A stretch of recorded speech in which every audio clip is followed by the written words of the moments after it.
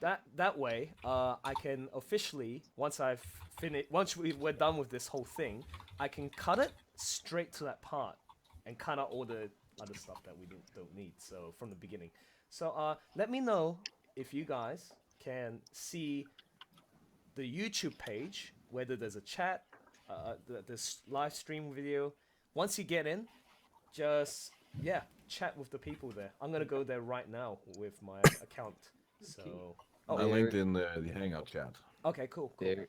excellent, excellent. Yep, Yeah, I am there as well. good, good. Yes, there is. Yes, share on social Alright. media. Jerome, I think you said something. What were you trying to say, dude? Oh no, I was coughing. You're coughing. It's like where your What did you webcam? cough? Where your webcam? Nah. Now, why did you cough? What was the motivation behind it? Okay. Why would my character cough in this situation? Indeed. Okay, good. So Is we it got dust? A cold? What is it, man? it is. Is he Well, I secretly mean- signaling his accomplice over in the shadows? Okay. Fantastic. So Well, it's far kind of cold. we got Burning Languages in there. Good. He's a fan from Beyond Western Deep. He was looking forward to this. Nicholas M. Once again, welcome. So far we're 1 minute into it. 3 people watching, which is cool. I love when we got a small group, but eventually it will build up, I'm sure.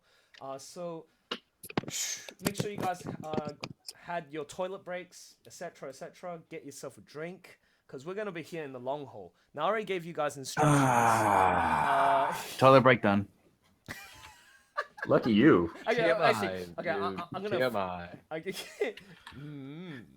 okay, I'm gonna quickly officiate this by playing. Okay, I'm gonna some- grab some water. Okay, yeah. Go for it. I'm gonna wait until everyone's clean and clear. Then when I say go, we're gonna go. Okay, so All right, I'm gonna go use the bathroom, even though I don't need to. I'm gonna go ahead and squeeze it out yeah, real go, quick. go for it, man. I'll actually do the same thing. Okay, I'm gonna get a I glass. had a of shower, man. Be back in a Oh. minute, just pick up some groceries. And I'm good. Yep, good. Righty. So yeah, I can't believe it's working perfectly fine, man. Right now, like just the streaming. It's streaming at 1080p, so no issues at the moment. No one's breaking down. I'm just gonna type. We're live now at Alex TDC, Alex Kane. To the Salmon Party. Are we gonna get an explanation for that, by the way, for those of us who haven't been part of the Beyond Western Deep Oh community god, I'm gonna let Alex explain that because it kind of came about when even I forgotten.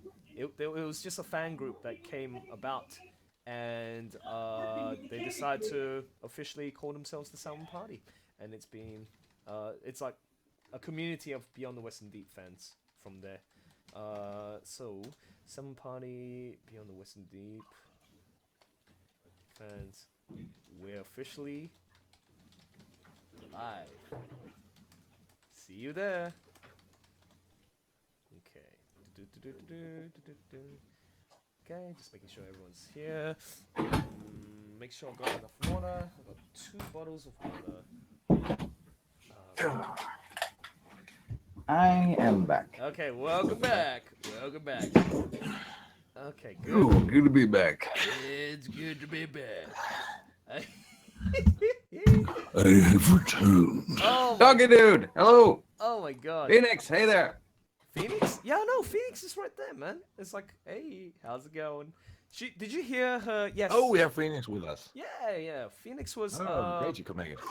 Phoenix, for those who did not know, she's gonna be the official voice for Mitra in Volume 3. So Chapter 3, she's gonna be that main character who'll be voicing.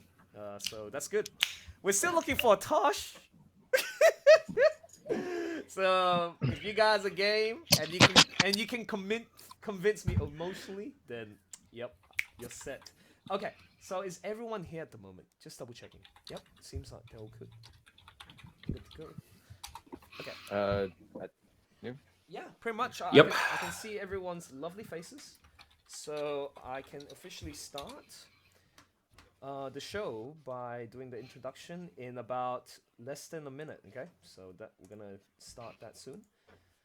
Lovely. Lovely. Yes. Okay. Lovely. Lovely.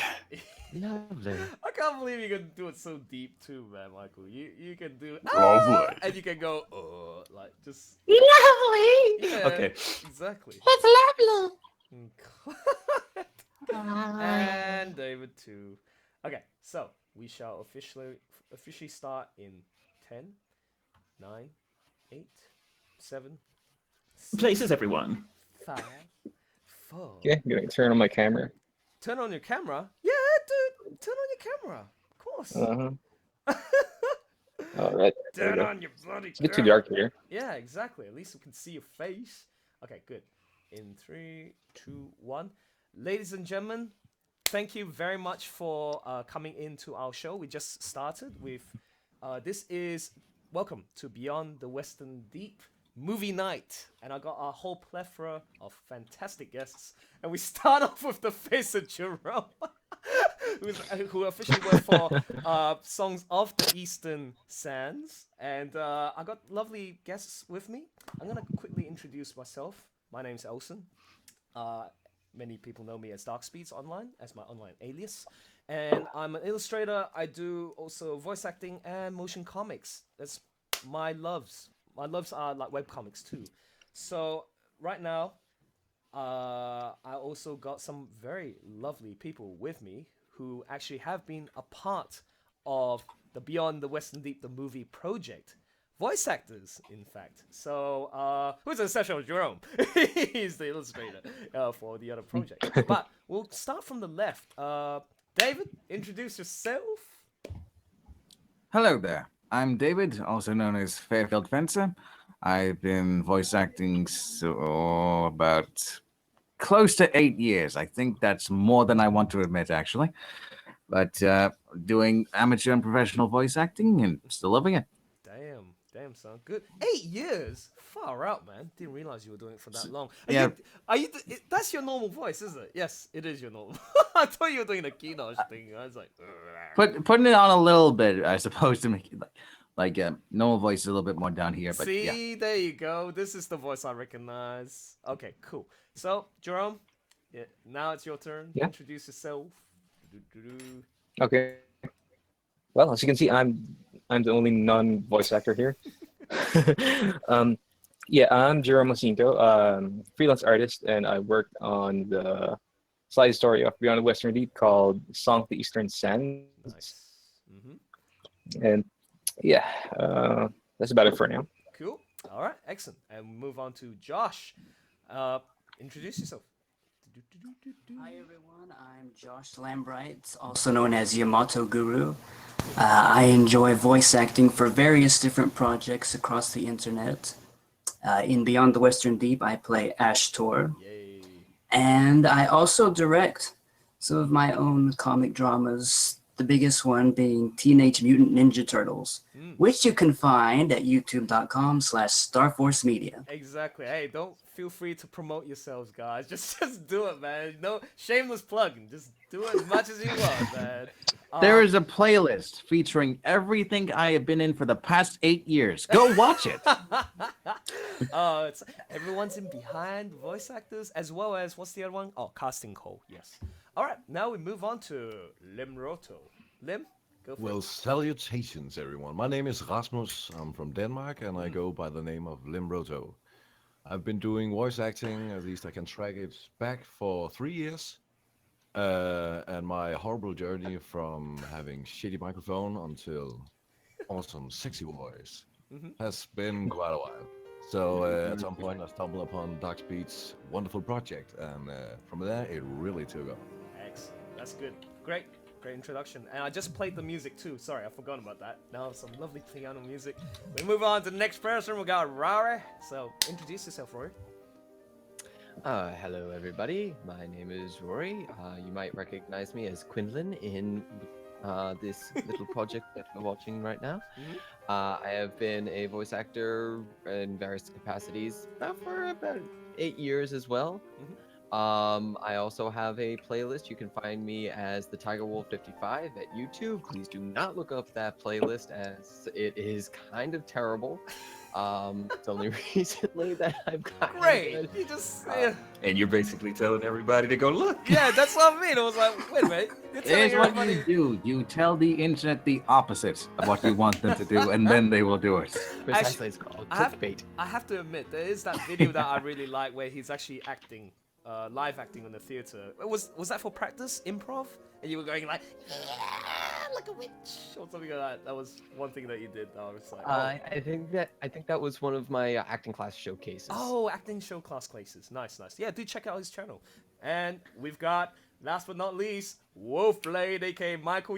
I rarely see you, man, but it's good to see you back. So, introduce. Hello, everybody. My name is Michael. As you know, Wolfblade93. I have only been doing the voice acting thing for about 2 years. I haven't necessarily been around like he said, but I'm going around with it. And Beyond the Western Deep is probably my first Nordgard would probably be the very first one I've done for him. Wow. Oh, yeah, absolutely. Oh, ooh. Now, all of you guys are very talented, and really appreciate you for making it here too. It takes a lot of effort to actually try and organize and make sure it syncs well with everyone's timeline. I live in Perth, Western Australia. Most of you guys live in the States. Actually, Jerome and I live in the same timeline. So Philippines, Manila, and Perth. And then also we got two people from, one from Denmark in Europe, and also one from the UK, David and Lynn. So thanks, guys. Jolly good. Very good show. Very good show. Actually, Wolfblade, sorry.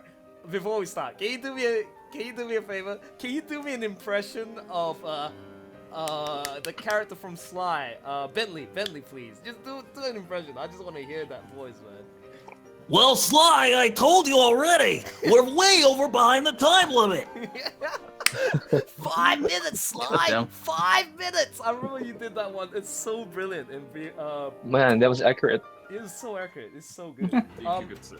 And I know I can get the others to do impressions of other characters, but how about we start off now before we lose time? So this is how the format's gonna work, okay? We're gonna break it down into segments. Rather than talking live during the video while the movie's playing, let's just watch it. Watch it in segments, get our thoughts. I'll pause at the break point, and that's when we can just talk about stuff. And feel free to butt in and share in stuff, your insights, what you liked, what you didn't like, and go from there.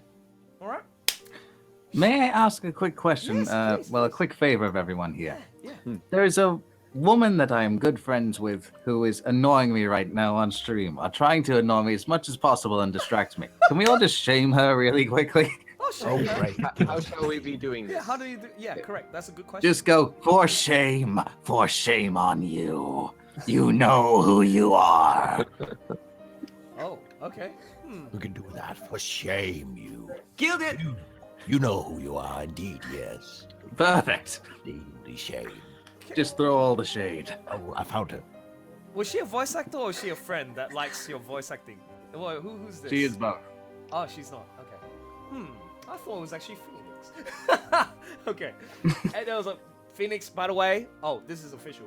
I have to let people know that Phoenix is gonna be the official voice actor for Mitra in it's Beyond the Western Deep, the movie Part 2, which hopefully will come out in 2020.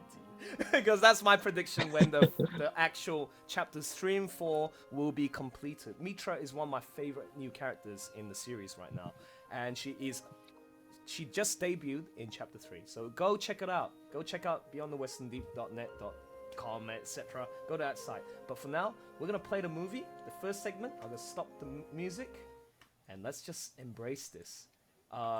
Watch it. Let's go. And listen to David's awesome narration. Here we go. In my world, history is written by the victors, but truth is written by the observant. Therefore, I am one of the few left to tell this tale. Cue the music.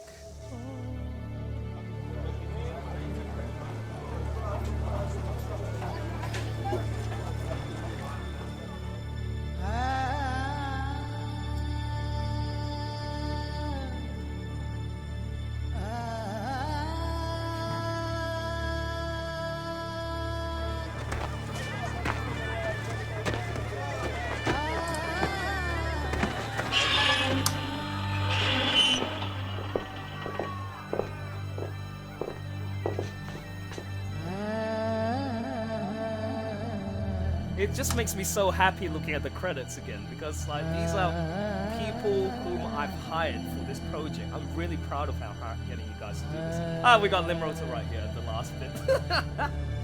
That's cowardice.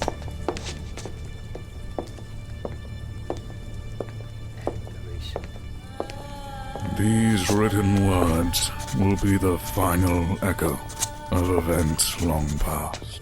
Every detail will be committed without expense. Every last word rendered, lest future generations forget why our world has changed so.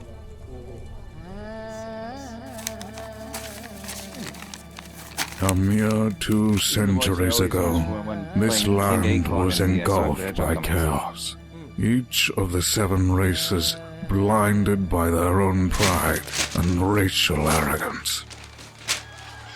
Lost thousands to the endless nights of war.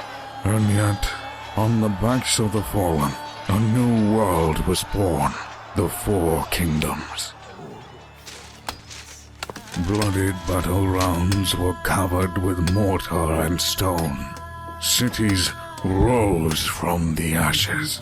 But with cities come borders, and with borders comes conflict. And conflict continues to shape the world around us. The Ermin, for example, were driven from their ancestral lands. When the borders were drawn, they found themselves exiled to the northern wastes.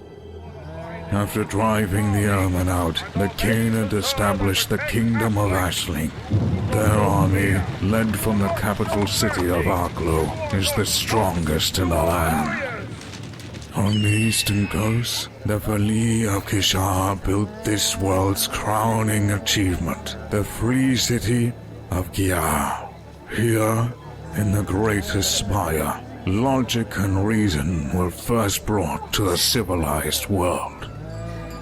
Just beyond the mountains, the Vulpin reside in the desert kingdom of Navran. In its capital, Nisar, modern thinkers are locked in a struggle with their ancient customs.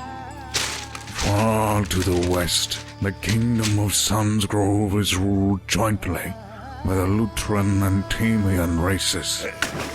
Long ago, the seafaring Polkan appeared on the western seas, poised to invade what is now Sun's Grove.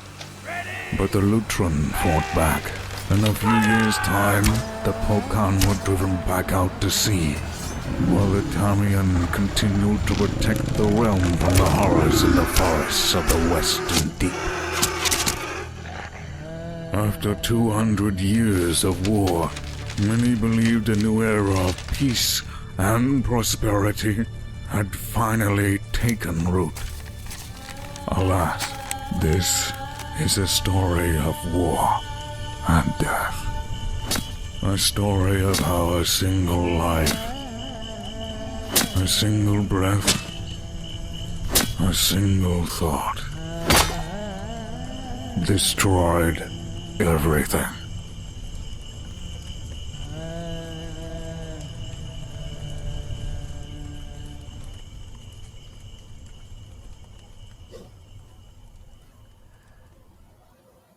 And that is the first segment break. I believe that we are gonna be doomed forever, the Sratha Din. As I'm chopping away that rock, I feel that Harden is gonna die in this series. I hope not. I want to continue acting as him. But anyways, so I paused. I know you guys got 10-second delay, so wait for it. I've just paused it. And now, allow me to also mention, I do apologize, I want to give credit to those previous voice actors who couldn't make it this evening. So that includes Mippa, aka the voice actor for Janik, one of the main protagonists in the story, who isn't featured a lot in the first 2 chapters, but she's going to make a very important play an important role in the 3rd chapter. And so Kiratsi, there's also Family Fun Guy, Sam, and who's the other one? Oh, Tasha also couldn't make it. So thanks to those guys, and also Sarge Ray. So those are the other guys who couldn't make it, with the exception of you guys who made it. Thank you. And yeah, I just want to start off this project. It's been a year, a little bit more than a year since I started Hello. this. Yeah. Like watched and read this.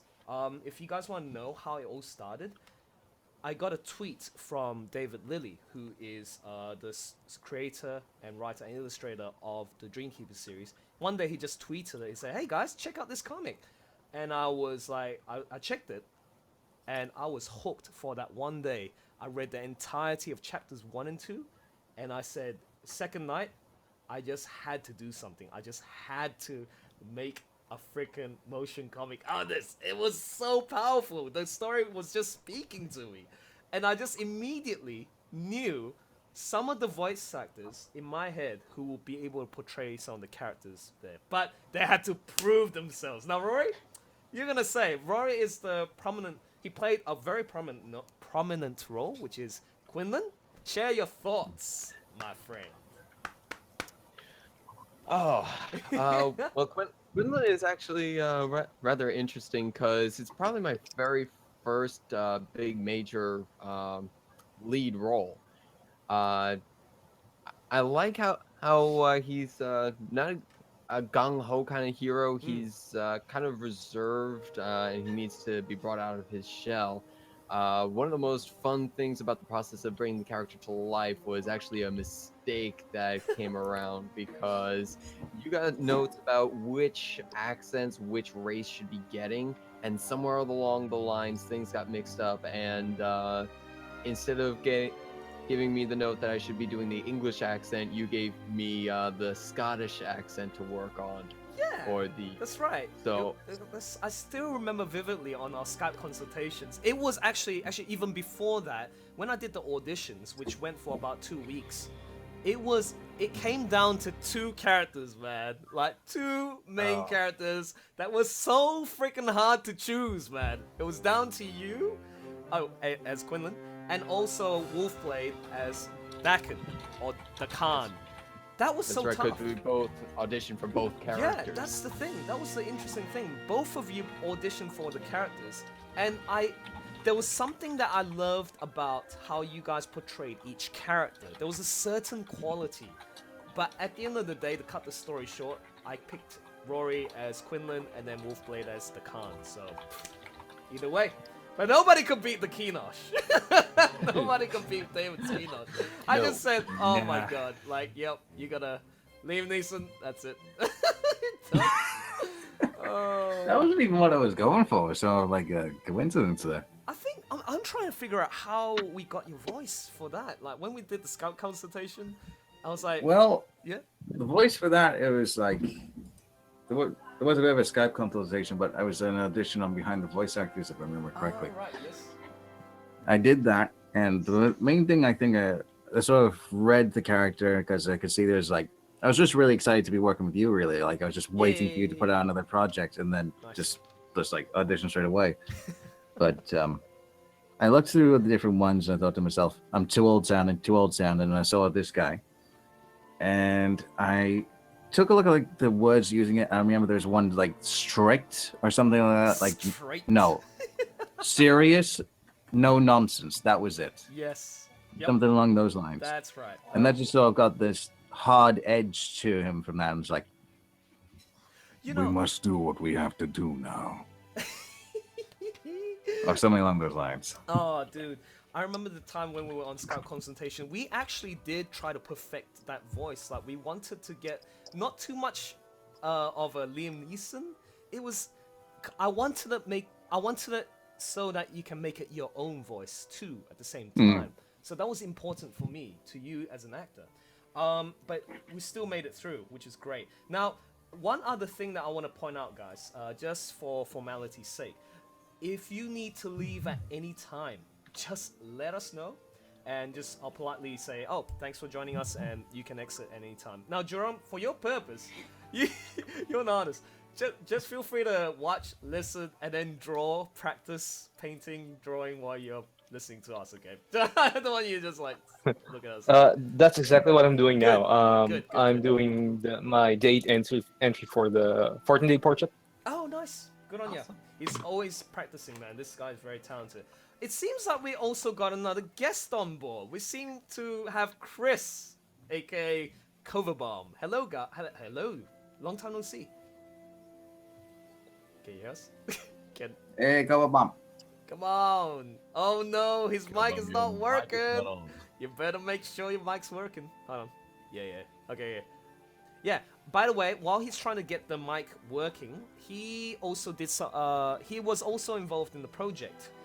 He did extras. The Canid soldier, the Canid trying to remember, the guy, the boy who was carrying the weapons. He was also the blacksmith who went like that. I was just told him, yep, I need you to specifically do that. So, yeah, anyways, now Mike and also Josh, save yourselves because I want to save you guys for later to talk about your roles. For now, we're going to move on to the next segment. Before we continue, I will point out, David, you did an excellent job also being the narrator because you added that really senior quality to it, like that kind of, oh, in my days, you know, you were able to make it more deeper. I like that. There was a certain kind of feeling that, you know, you're engaging the people who watch this, like, holy crap, who's this storyteller? This is a mysterious guy, but he's also like engaging us with a very compelling story, which I love. And I love the way you pronounce certain words, like, even though Alex actually corrected me later on, just about 2 weeks ago. Like, oh crap! Actually, it's not. I had a feeling that wouldn't be the case. Like dead on, right, perfect each time. Yeah. So it's not like it was actually Felis, not Fali. When you did Fali of Kishar, I love that Fali of Kishar, but it's actually not Kishar either. I'm like, eh. It's like, this still sounds good, man. But I just love how you narrated the entire thing. It's just so good. Couldn't find a better person. Now, anyways, we're gonna move on. Chris, double checking. Can you say something? Nope. I don't think we can hear him. I can see his beautiful face, but he's talking. Just check your audio settings, dude. Okay. So now I'm gonna stop the music. Audio settings in Hangout. Ah, yes, that's a good point. Made by Lim. Good point. So check your audio settings on the Hangout, and then you might be able to fix it, Chris. Or maybe it is something to do with your microphone from your internal end. I mean, the PC. So while that's happening, I'm gonna play the next segment. Ready, guys? This is actually gonna be. Should we sync times? Oh, sorry, what's that? Should we sync times? Like make sure we're at the same time in the video. Oh, sync times. It should be already synced once you see it on the YouTube. You guys don't even need to do anything. I just press play, and then you'll be able to see it. All right. So. And we Oh, unmute right. YouTube. Yeah, that's why you go to YouTube, and then you will be able to see where we are. Okay, so let's play. Okay, this will be just the credits section. All right, let's play it, man. I remember vividly playing this, and I need to find the right score for this moment. Just the introduction of the main characters. For those who are watching this right now in the chat room, look for the names, man. Be proud. And also the voice actors right now. They just be proud that you're right there. See? Rory Griffin is the first with Mipper, Janek, and Quinlan. Really good. Love it. I was very specific with the order. See? Wolfblade as Dakin, and then Fairfield Fencer as Keenosh. 4 prominent characters, followed by me and Josh. I remember this.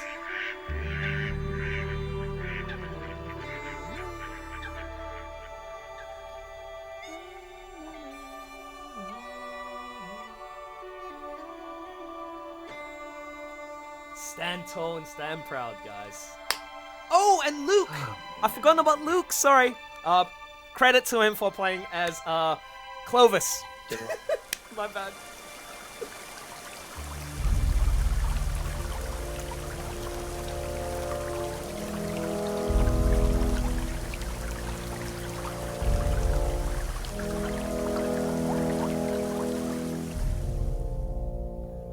So what you saw earlier is illustrations that I've done that were not in the comics. So I did a filler for this intro. I just took initiative and just drew the extra scenes to make sure it fits into the natural flow of the intro, which is good. Yeah, I really enjoyed that. Also, if you guys are wondering what music I've chosen for this project was from a combination of two great composers. One was a Japanese guy called, well, you'll see him in the credits. He did Shadow of the Colossus, the video game. And also, yeah, it's top choice, man. The other one is James Horner, which most of you guys know is an American composer. And he did the soundtrack to Braveheart. And now we see Quinlan, aka Rory, sketching. You may take our lives, but you'll never take our free use music.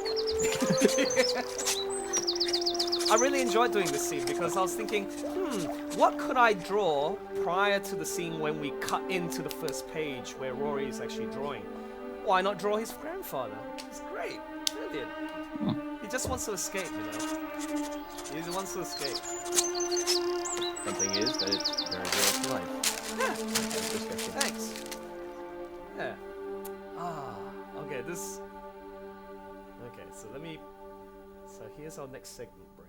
Okay, so that's... Really done a group. Oh yeah, so I'm pausing. Feedback time! Yes, you had something to say? Main thing I'd say here is that the film at this point really does a great job of capturing an emotional tone, even without voice acting or anything, that really fits the tone of the comic. Fantastic. Yeah. I just... And Yeah, Roy? I was just going to say that the illustrations and the artwork that you created also fit very nicely with the world that was created within the comic itself. Thank you. It's a very nice introduction to what people can expect. Absolutely. I actually, just interesting fact, like I said, I'm pretty good at imitating other artists' style. It's also good for me to practice doing different styles other than my own. I tried to replicate what Rachel Bennett, who is the main prominent illustrator for this series, it was just a good exercise to do it, and I really enjoyed just doing some research on the environments that were based off this world. So I went for inspiration from my old photos of traveling to the UK. I went to Scotland. I went to, gosh, where was that beautiful place? The Lake District. If you ever get a chance, go to that place. It's stunning. And Wolfblade, did you have something to say? I think you were moving around. I was like, I ain't got a damn thing to say, fool. Okay. Alright, so next bit, what we're gonna be seeing is the Quinlan and Janik doing their little moment. Before I continue, I just want to make sure. Chris, can you hear us?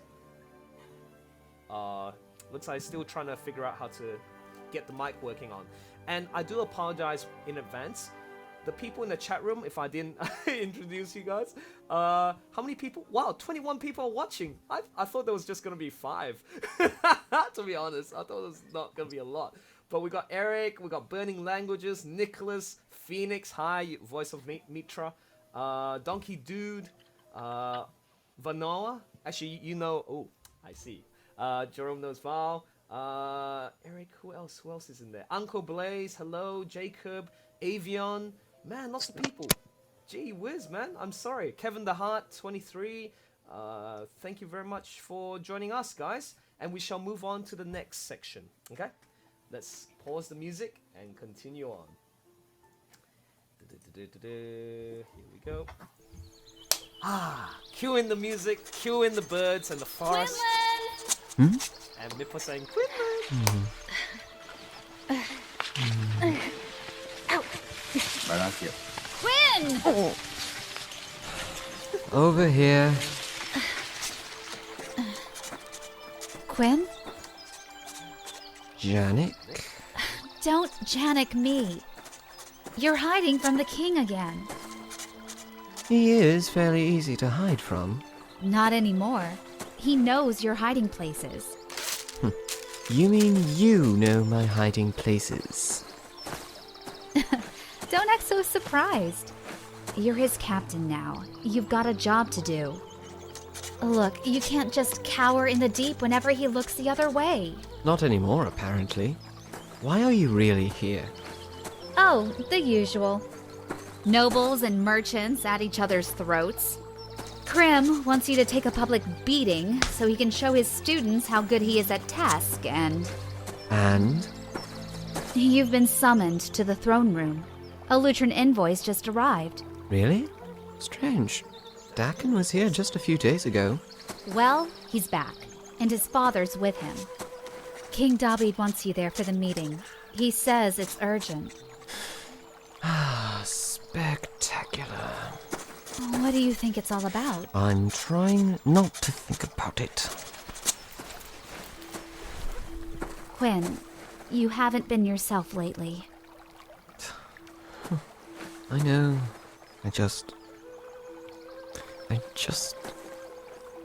I miss him, Jan. We all miss him, Quinn. Your grandfather did a lot for the Timian. You can't inherit that kind of respect overnight. I really don't expect to inherit it at all. Caldus grew up on the battlefield.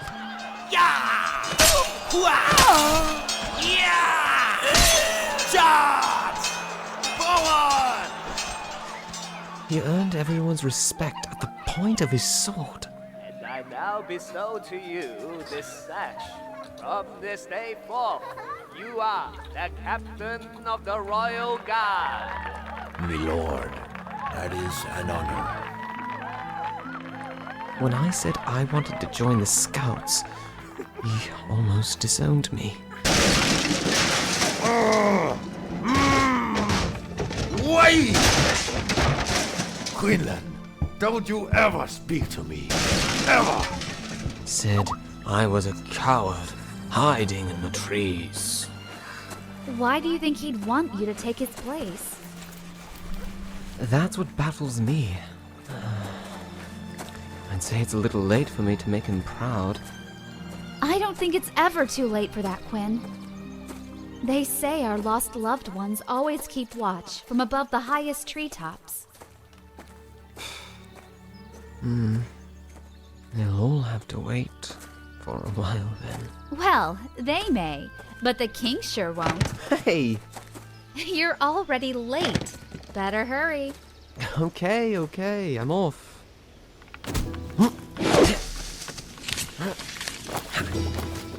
Don't forget your uniform this time!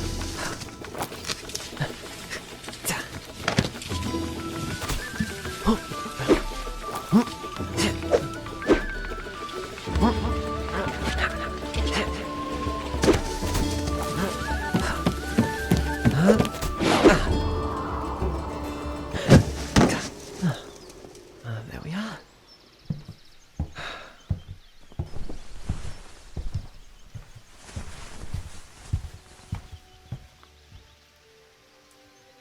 Caldus.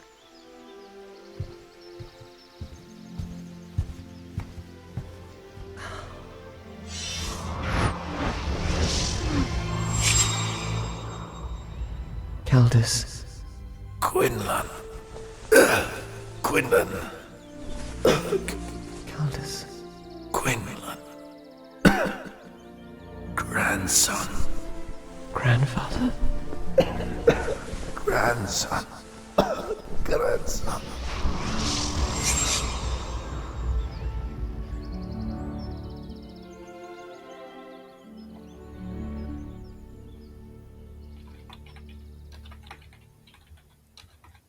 Segment break. Okay, I'll wait until you guys have 10 seconds because there's a delay on your end.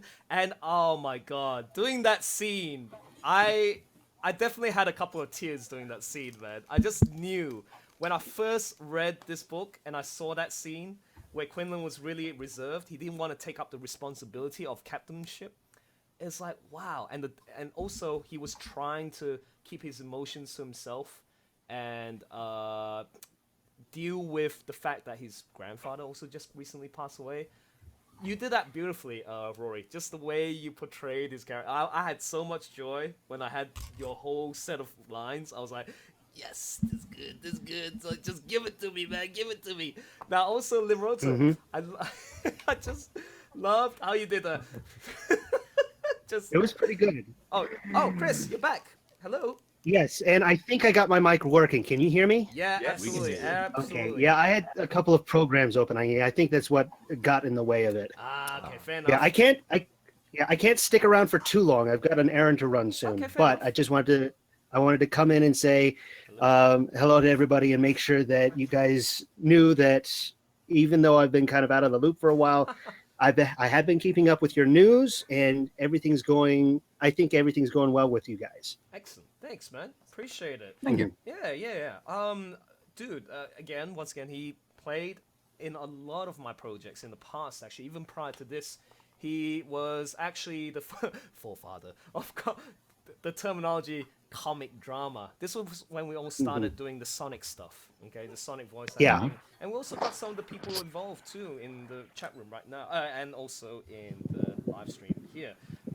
It was really a fun time. A fun time indeed. And I thank you for it once again, Chris, for just being a part Yeah, of I it. definitely consider you kind of the spiritual successor to what I was doing. Tell me about it. Man, you know, I'm going to make this as entertaining as possible. Once the movie is playing, you can see me in the camera. I'm just reenacting the voices without saying it. I'm just using my mouth and my action. I'm just loving it. I'm really enjoying it because I love. It just shows how much I enjoy the performances of these voice actors. They really did their job right. And Yeah, let it's them- like yeah. I remember every time we were doing the voice lines, every time we'd like listen back to the recording, he'd be saying it word for word the exact way I said it. Exactly. And I remember when you said, I really don't expect to inherit it at all. Countess grew up on the battlefield. One thing that I love doing is ad-lib. Telling my voice actors to do go the extra mile of ad-libbing, okay? Doing dialogue that's off-panel. So interpret what you see that doesn't have words in it, like just the action. So I got Lim Rota. I remember that day vividly. Lim, when I got you to do this, you got picked for the role. You were like, oh, thank you. I was like, okay, let's get his accent right, man. And he actually practiced a long time, man. You tell the story. It started with English, Scottish. It was crazy. It's crazy. It took some time to nail it. Yeah. And I think it came by accident, actually. It was weird. But you said, well, accident happen, and what do you call it? Happy accidents happens. Yeah, I'd say it's a happy And I accident. was like, yeah. I okay, remember we let's- spent a let's good do that. 2 to 3 hours. Like, we just, come on, let's nail it down. Sounds about It's right. like, the English didn't sound just right. I think we go a bit more Scottish because I wanted a bit more gruffiness to him because it's like that kind of strict grandfather that I wanted to portray. And Chris, you were going to say something? Well, I was just going to say, you do encourage your actors to voice and do ad-libbing, but I remember a couple of times from you were like, you gave me too much. It's like, you were driving me nuts because no. you gave me too much. I will tell you. No, what I mean by that is, actually, no. Yeah. He's a perfect example of giving me too much. Now, it's not just ad-libbing. He gives me a whole bunch of lines, because this is the standard. I've set a limit as to how many takes that the voice actors should give me for each character. Maximum 4. 2 or 3 takes, right? Yeah, 2 to 3. But 4 is going, 5 is over the limit. Some people still don't take that advice and they still give you the whole thing. Now, I remember, just to segue into another project, Dreamkeepers, he plays as Nainso. Oh, dude. I'm so glad that you didn't give me too much because I really specifically said 2 or 3 because he has a lot of dialogue. It killed me if he did, man. It just really killed me. Well, the thing is that I actually went through his lines and trimmed things down to make sure Good. that you only had 3 takes per line. Beautiful. And that's exactly what I want my voice actors to do. Sometimes I do specifically say, hey, you know what? Since it's like a shorter line, like a I like you or don't touch this, like just do 4 takes or 5 takes. I don't mind. So for the long lines, it's just too much editing. I had to learn how to become more efficient. Now, Lim, I love how you did. I just said, just give me some like slashing noises because you're in the war zone. Yar! Yeah! Charge! It was like, yes, that's perfect, man. Those were awesome. Those are really awesome. Yeah. Those were agree, nailed agree. pretty fast. Yeah. And then especially Occasionally say something like a Scott. yeah, great Scott. That page 23 I'm looking right now, that moment when Rory was just looking at you like feeling, oh man, it's like, I don't want to hear this. It's like, I'm so sorry. And then suddenly you going like, why? Quinlan, don't you ever do this again. Wait, don't you ever speak to me again. Ever. I was like, yup. You did about 4 takes. You did like Quinlan. You've disappointed me, grandson. There were so many choices, but I picked that one in particular because it was just so powerful, so good. Now, what else was I gonna say? We're gonna actually come to the point where we're gonna introduce David. Kinosh is gonna be in there. We got Michael, aka Dakin. I keep saying Dakin. I think that's how you actually pronounce his name. But according to the movie, it's the Khan, and I'm just too used to saying it that way. But I love how you say, "Oh, hey Dak," and it's like, "Huh? You're late." I think you did "You're late." I was like, I think that was a bit too friendly. So, yeah, anyways, we'll cut to that. And I just want to quickly have a look at the chat room, what they're saying. Feel free to, interact with the people once you're watching the movie, yeah? So once again, KJ Dragon, thank you so much for your feedback early on. Like, you love my stuff and I love you too. So let's continue on, guys. I'm going to quickly pause. I'll see if I can join you guys later. I need to head out. Yep. If you guys are still broadcasting, I'll see if I can join you again. Yeah, but course. You guys keep doing what you're doing, and hello to everybody. This project was great to work on. Thanks. Even if I was just an extra, it was great to work on. Great. So I will see you guys later. Excellent. Thanks, man. See ya. All right. See you guys. Awesome. Brilliant. Okay, guys, we shall Yeah, continue. Before we continue, can I just say that Rory, Quinlan, absolutely nailed with everything here. It's like there's this subtle but really gentle performance that hits him perfectly. It's just spot on job. See, Thank you very much. Very good feedback. Thank you. Harry, thank you very Yeah, much. I mean, Oh yes, Jerome. his performance for Quinlan was quite close to what I imagined him before. I used to imagine him as voiced by Yuri Lowenthal. I knew you were going to say that somehow. Oh wait, who's this character? Yeah, he's very close to him. Okay. Oh, interesting. Cool. Good to hear your insights too, Jerome. And yep, like I said, it was just a really tough decision to pick his voice, and I'm so glad that he did it. I just love the I think I actually did audition for Quinlan. I think he did. My son a bit too. I was actually afraid to audition for Quinlan at first. Which fits perfectly his character, because it's very reserved. It's like, a bit nimble. So good. Brilliant. Okay, without further ado, let's continue. I just love this. He's running along, making his way to see the king, which is me. Oh, anyway. Hey, Dak. You're late. Fashionably. Who, you? Like you're one to talk. You've raised yourself a fine son. Your Highness. Quinn, my boy. You must work on your timing. Of course, my lord. I was just, donning the proper attire. Captain Kinosh. Dakin. So what did I miss? Well, it appears that trouble is brewing with our Khainid allies to the north. And Kinosh was just about to explain. Yes, Your Highness. Rumors have spread to our kingdom of increased tension between the King of the Vashling and the exiled Ermin tribes. The Ermin are planning to fight back. When they do, there will be war, and we'll be right in the thick of it.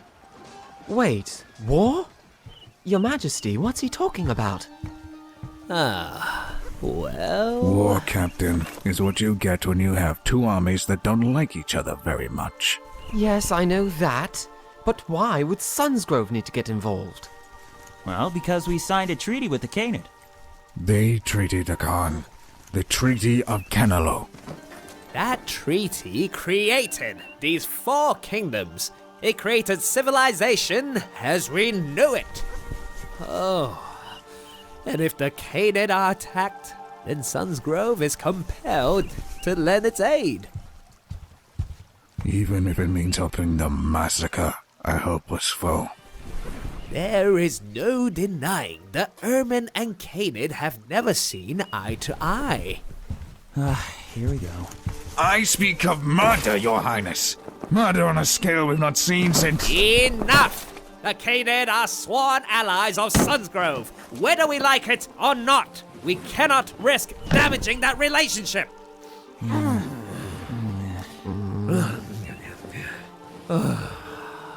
What would you have me do? Merely an appeal to the Canid General, Clovis. His garrison stands in the path of any major Ermin incursion on Ashling. If your captain joins me, we may just be able to convince both sides to stand down. Your Highness? Indeed.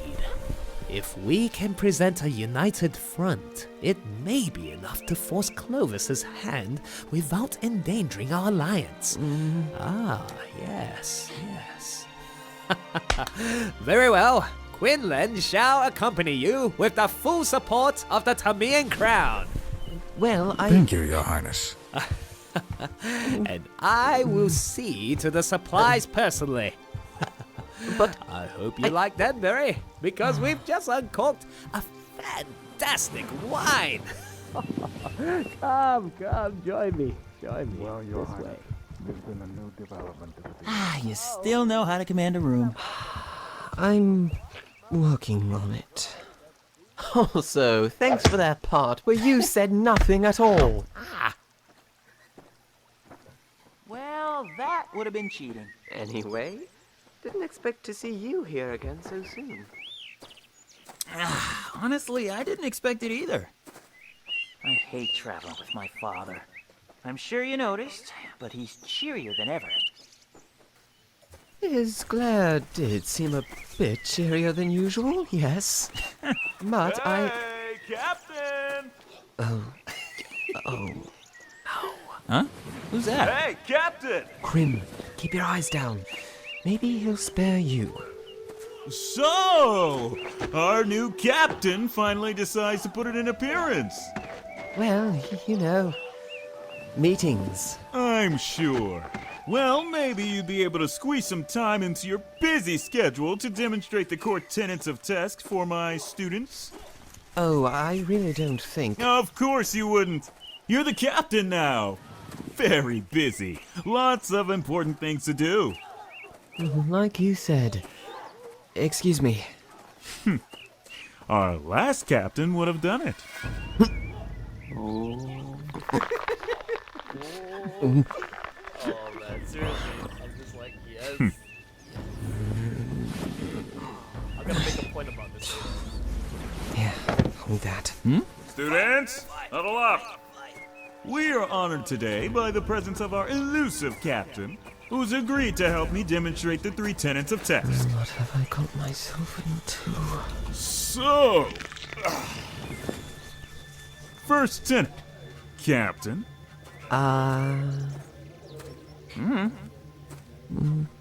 Refresh my memory? If you say so.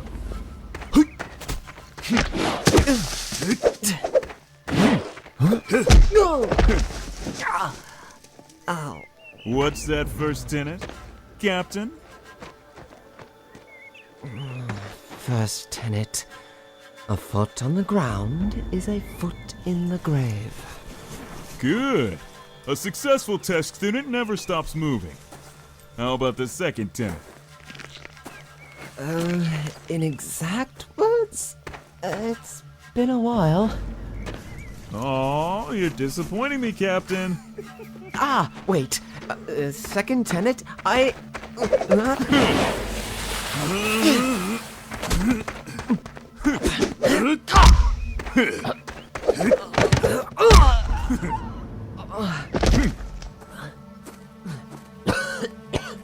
All races of the 4 kingdoms walk on the earth, yet our true home is in the heights of the Western Deep. They will never leap as high or as far as you can. That's why the second tenet of TESC is... See the ground. Feel the air. Thank you. Now, what of the third tenet? Need another refresher? Hey! That ain't the way. Huh? Third tenet. Everything is a weapon. Everything from your teeth to your tail. I did leave you some teeth, yes?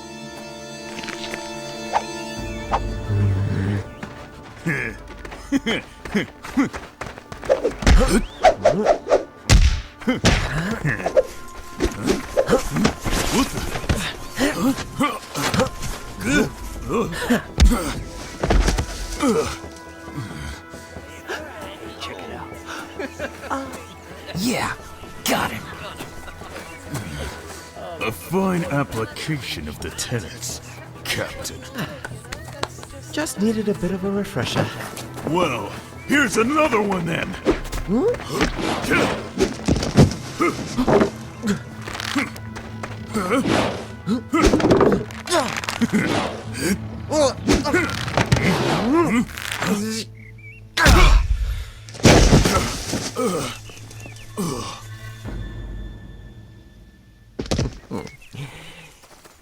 You all right? Krim? Krim? Krim? What? Oh. Okay, pause and let's play the music while we're at it. Oh my god, Krim, you son of a bitch! You son of a bitch! Oh, dude. Let me tell you something, man. I just loved how he also. This is one of my favorite things in doing projects is when a voice actor is able to portray more than one character convincingly, like a separate personality completely. And you did a great master job, man. Seriously, like, you played Dakin and Krim.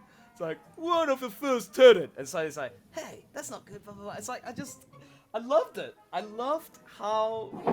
Tell me about Dakin. Like, how did you get into his role? How did you feel about that, Wolfblade? Did you enjoy playing as him? Yeah. Well, initially, I kind of I wanted to look at the story itself, so I went to the website and looked up how he looks, and he's a happy-go-lucky kind of guy, and it was pretty easy to fall into that. Exactly, because I see you as that kind of like happy-go-lucky guy, positive, got a lot of energy in your voice, and it's just perfect. It wasn't overdone. It's just right, because you were able to hit the more emotional notes later on in the story, which is really good. That was something that I needed. And that's why in the BTVA page, I had a combination. There's only 3 lines that you can submit, but I've put down 3 lines that contained 3 different levels of emotion. One where he's cheerful, one where he's neutral, and one where he's actually really emotional and like, oh my gosh, what the hell is going on? My friend's almost dying kind of thing. So, brilliant, bloody brilliant. And then you played Krim, man. It's like such a cocky son of a bitch. I was like, yes, this scene was one of the hardest, not most annoying, but it's because of the fact that it's a fight scene. Whenever there's a fight scene, there's quite a lot of elements in terms of sound effects to be played. The footsteps, the jumping animation, the swinging of the arms, the punching, the impact, the grunts, the ad-libbing, everything. There's so much ad-libbing in this whole section, man. Going back to the beginning where Rory and Michael were just entering to meet me and David, me and David actually asked David to do a little ad-lib saying he was actually having a conversation with me as King Dubhead, like, oh, you've just raised a fine son. Well, Your Highness. And it's like, oh. And then we cut into the dialogue saying, Quinn, my boy, you must work on your timing. I was like, yes. So I think my favorite was when one of my favorite lines from David in that segment was, the Treaty de Khan. The Treaty of Chenelo. I was like, yes, this is like my favorite. And my favorite line from Michael was, well, we did a treaty with the Khanate. We did a treaty with the Khanate. I don't know why. Every time I hear that, I'm like, ooh, feels so good. So, yeah, brilliant. I just love when people can play 2 characters. And you actually did a lot of that in my other projects too, Michael. It's just amazing. 5 minutes, Sly! 5 minutes! Yeah. So thoughts. Whoever wants to start off first, go for it. Yeah, I would like to start. And actually, you already mentioned it, Elton. However, I must point out and emphasize all the extra sounds hitting the ground, tightening your grasp around, well, just your hands, the punching, the swinging, everything. You can close your eyes and just ignore all the images. It's just a helper, because it's like listening to an audiobook. Thank well you. done. Thank you. So really, this great work. Thank you, Absolutely stunning. Like I said, I actually do care a lot for the product. I just put a lot of time making sure. Again, I've noticed that people who do motion comics, like audio dramas, audiobooks, the people who do audiobooks are the ones who go for the minimalistic approach, which is good because it's all about the clarity of the voice, because they're narrating the story. You're more worried about the characters rather than the sound effects. The ambience and everything is just padding. For me, I like to take the film approach, the more dramatic, atmospheric approach, where, as Lim beautifully described, there was a combination of all these tracks, the moments of like just everyday life sounds that you can hear it, and I don't want to make it too overwhelming, because otherwise it's just too much. So playing the balancing factor in the balancing of the elements is also another tough job, and that's why when there's too many elements involved in that scene, it's just a lot of work, and that's why that was a pain in the ass to do. Especially, not only that, don't forget, I have to sync with the score, the music, and I had to pick the right one. Originally it was gonna be a song that this was done for fun.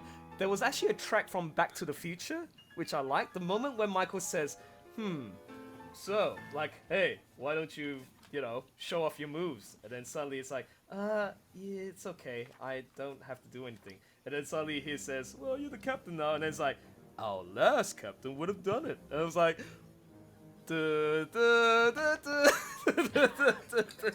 that's not gonna work. Not for that scene. But yeah, brilliant. Loved it. There's so much going on in the scene that I just loved, and yeah, you guys did a great job. And yeah, any other feedback, comments that you want to go before we proceed to the tavern, Land's End Tavern? Wolfblade 100% nailed that character. That would have been a really difficult one for me, but that was just perfectly done. I couldn't agree more. Yeah. I just love it. Thanks, man. Play like very playful. But what are you gonna say, man? What were you gonna say? But what? I was about to say it wasn't on me. Mr. Rory over there was getting his kung fu going on. Everybody kung fu fighting. I was like, yeah. I was just, yes. No, but come on, man. You were the scene stealer here. I wouldn't have known that it was you doing both voices there if I hadn't already known beforehand. I get so giddy when I'm like, keep in mind, I do watch these from time to time, like every maybe 3 months, 6 months, and it just takes me back to like, wow, we've actually done a really great job, like doing the acting, compiling everything together, and it's just so nice to see everyone getting their act together and just performing. And it's just so nice to see it all come together, full circle. So, okay, we shall continue on to the next segment, which is Land's End Tavern. I'm gonna pause the music, and let's play on. And this is where we got Mippa comes back to this, aka who plays Janik. So listen to this. Grab your ale at Land's End Tavern. 2 for the price of 1. The best ale you can get from Sunsgrove. Really think so? So they're fighting on the fence post, and Quinn does this flip thing right over Krim's head. Knocks him flat out. Watch out!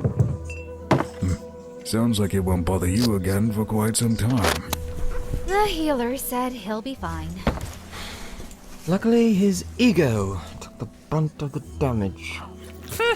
Seems he had enough to spare. Well, he's always been that way. It just got a lot worse when he was passed over for captainship. The plot thickens. He never really liked Quinn to begin with. I got that part pretty quick. Yeah. Don't miss this special offer at Land's End Tavern. 2 pints of ale for the price of 1. Come on, everyone. So, how long do you think you'll be gone? A week or two? Mostly traveling. The Canid are known for entertaining honored guests, or any guests for that matter. I doubt we'll be there for long. Your evening meal, gentlemen and milady. Splendid. I don't envy you. Dealing with the Vulpin is troublesome enough. Here. Thank you. And here's your salad. Enjoy. Thanks. Wait, the Vulpin? I didn't tell you? She's working with her father now. What's the title again? Assistant to me and advisor to the Vulpin Nation of Navran. Word of a mouthful, ain't it? I just call her Ambassador, Janet. So, while you three are freezing your tails off in Ashling, I'll be off to Nessa to meet the Vulpin Council for the first time. Yeah, jealous? Never been to Vulpin lands myself. Here they're nice and warm. Oh, it is. But no water outside the capital, I'm afraid. Just the desert of Zin. Nothing but sand and sky as far as the eye can see. Well, that's done it. Interest gone. Indeed. What's a Lutron without water? Like a Tamian without a tree. Or a Canid without a bloody military garrison in the freezing cold. I'll drink to that. Here's to a successful journey for all of us. To Sunsgrove. Cheers! Here, here. To Sunsgrove. Cheers! Pause. Oh my god. Okay. Man, the attention to detail in this one. This was fun. This was a fun scene because it was like just a nice, warm scene where they get together. It was a moment where it's just like a part of daily life where everyone congregates together and just have food and talk about stuff. And they're in a tavern. This is where you share your stories. And attention to detail. That includes the people in the background just moving plates. It's a bar, so it's like, hurry, hurry, everybody, there's customers waiting. I remember doing the extra voices here. At the very beginning of the page, you can see there's like all these characters. There's the guys on the top, right-hand side is like, oh, that guy's really good. Oh, that girl's looking beautiful. You really think so? I remember adding in those little details. Tasha, who's not here with us, did the, oh, Lanzan Tavern special, buy two beer for one, or blah, blah, blah. She did that. And, yeah, just, you know, the sound of the stout, the wooden tables, moving plates, moving the stuff. And I love the extra little bit of detail, how this was interesting. This was something new for me. I wanted to try creating convincing sound of drinking beer.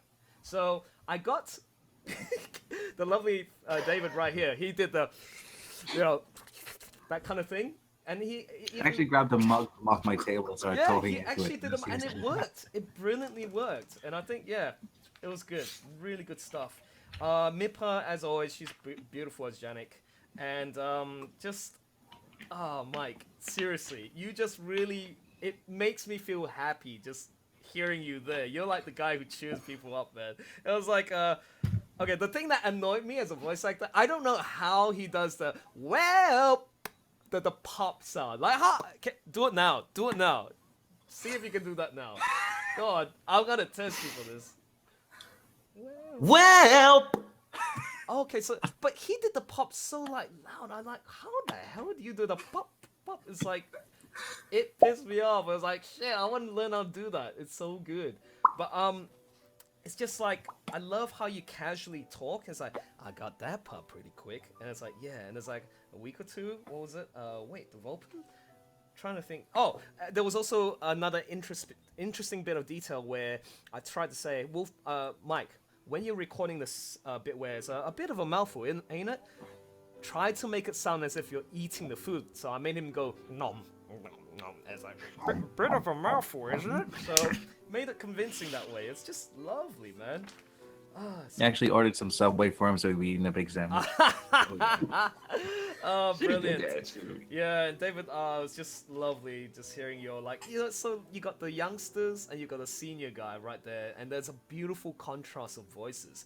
The Canid are known for entertaining other guests. It's like, blah, blah, blah. And I just love... Dekan, get off your Twitter. Yeah, you guys should... You guys should play in character. Just being hardened.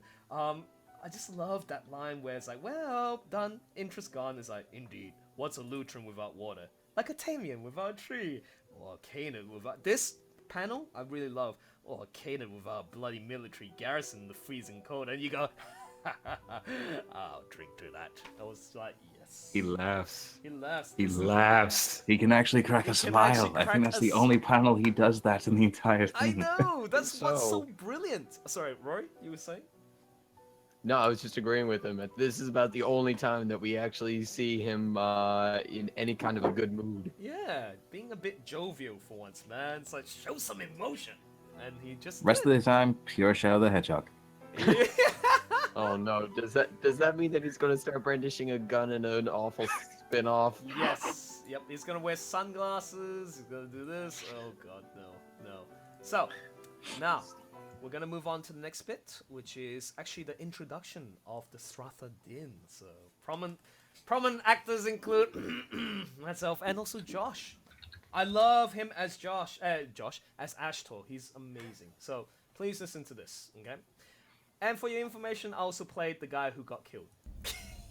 I love it. Yeah. Now for seriousness. Oh, yes. And then the music suddenly changed. I just love how it's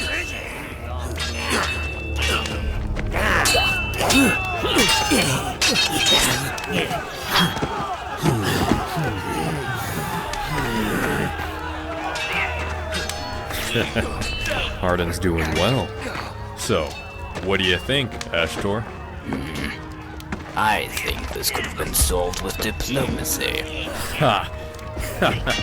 This is diplomacy.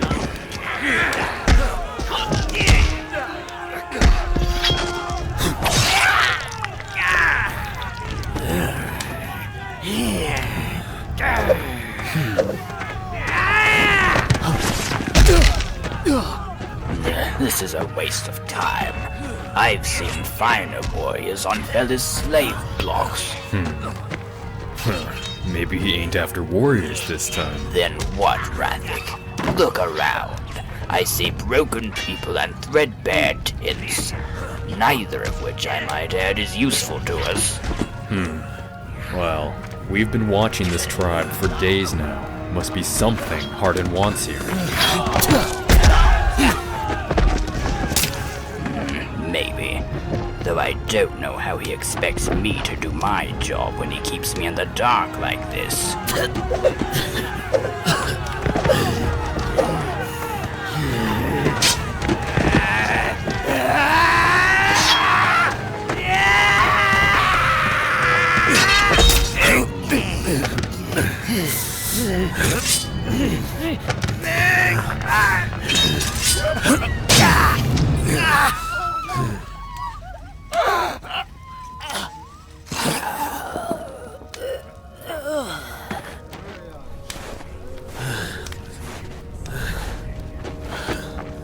Your guardian is dead. Those who will not fight by my side, make yourselves known. And why would we join you? Leader of the dead tribe, the homeless Stratha Din, the Armed savior himself. I don't claim to be a savior of anyone, or the leader of anything. Your guardian gave his life to protect this tribe. Yet, all it took to defeat him was a single ermine. And what would you have done when the Canaan armies march on these lands? These days, the ermine are only good at one thing: dying. I would have us fighting our true enemy, the ones who stole our homes, who live in our cities, and grow fat on the crops of our families planted. This madman would send us to our death! You're already dead! We've all been dead for generations! The Canaan hunt us down like worthless savages, because that's what we are! That's what we've become! You know as well as I do, the Canaan will not rest until they finish what they started. We never stand a chance. Not even if you brought together all the tribes in the Sorry, wastes. guys. I have no need for every tribe. Just one. If you fight with the Stratha-Din, I promise you that chance.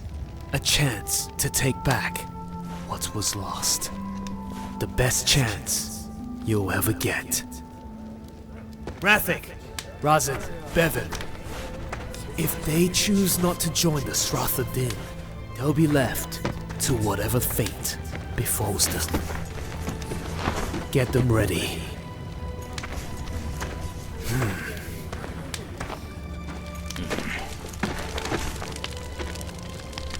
Impressive as always, Harden. But what purpose did that really serve? The Stratha-Din is 6 strong, and only 5 can hold their own in battle. If we're taking Beltrada Garrison, we'll need warriors. Expendable warriors. Is that how you see your own people? These are not my people. They are shadows. Nothing more. This is wrong, Harden. You would rather sacrifice yourself? I'd rather we didn't sacrifice anyone. There will be bodies, Ashtor. If the thought sickens you, I suggest you return to your own tribe. You know we would all follow you to the ends of this earth. Please do not question my loyalty again. I'm sorry, Ashtor. I know you have good intentions. But this time, there can only be death. I fear we are destroying the one thing the Canaan cannot take from us by force. And what's that? Our honor.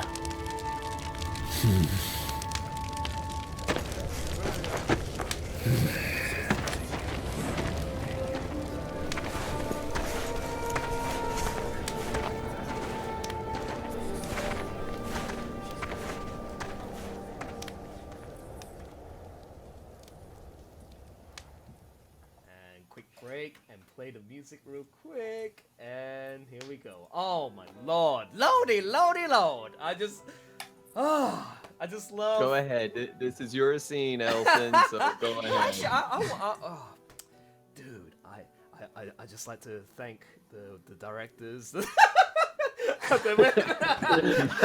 Sorry, red carpet treatment. My ass was like, no. No. Oh man, I had a lot of fun doing the scene. I especially love how the music was interpreted and also incorporated into the scene, because you got a doom and gloom situation, and suddenly you hear a bit of like despair, and then like perhaps a bit of hope towards the end. But you just you can understand what these guys are going through, because they've been, well, eventually later on it'll be reviewed by what happened to these guys. But like, I just really enjoyed playing as Harden. This guy, as soon as I read this comic, out of all the characters, this was the guy I wanted to play as. And I mean, I could do it like maybe a Dakan, but I know I couldn't be as good as Mike. Couldn't do Quinlan, because I just don't feel as reserved as I should. So let Quinlan, let Rory do that. And just the fight scene, the death, like yeah, I just love doing that. Yeah.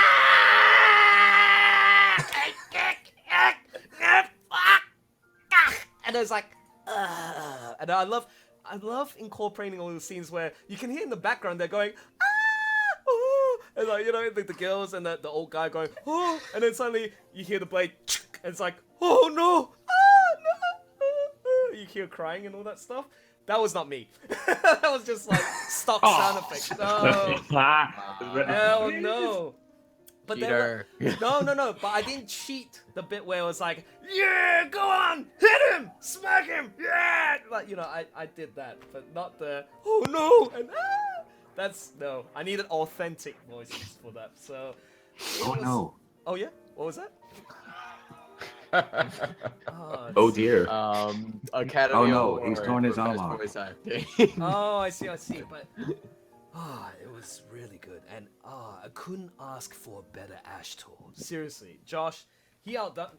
Because I always do my research prior to picking the voice actors for the role, and like his natural range is like you're gonna hear how he speaks, but like to actually switch to this character convincingly, it was almost like a beautiful partnership. Like when I got his recordings and I'm listening to it and I'm editing, like man, I had so much fun just picking the right ones for this, and that voice grew in me. It really grew in me, that voice, like, let me see.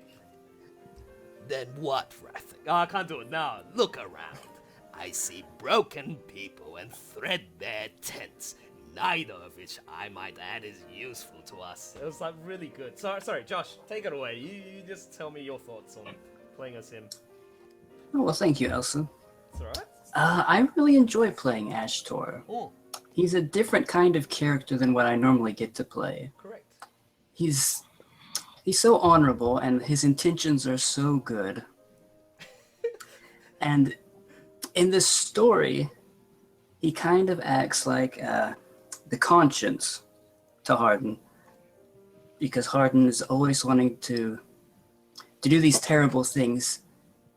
His goals are good at heart, but he wants to do these terrible things, and then Ashtor has to come in and smack him over the head and say, no, there are going to be consequences to this. Yeah. And that was really fun. I just like that relationship. I was pretty much being a jackass with noble reasons. I had a noble reason because I want to lead the way, lead my army, and make sure that, we're fair game. That we take. Yeah, I do enjoy their relationship. Yeah. It's a very kind of bizarre sort of an old married couple. I mean, they obviously care for each other. That's the thing. They have similar goals, of course, but when it comes to the nuances of doing things, they'll bicker day and night. It's a very gray area. Damn it, Hardin.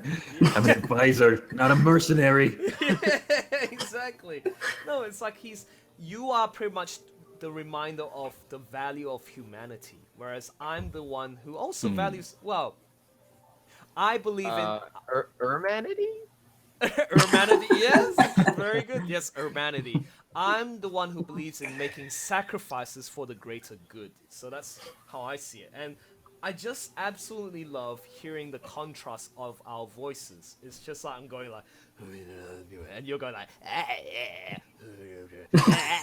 like that's like, I love it. Compared to like Quinlan, and then like, Yeah, perfect reenactment like that. it's just a different inflection. And once you hear these different inflections, you start to like grow in them. It's just so beautiful. And the dialogue that was placed in here, it was just perfect. I just loved.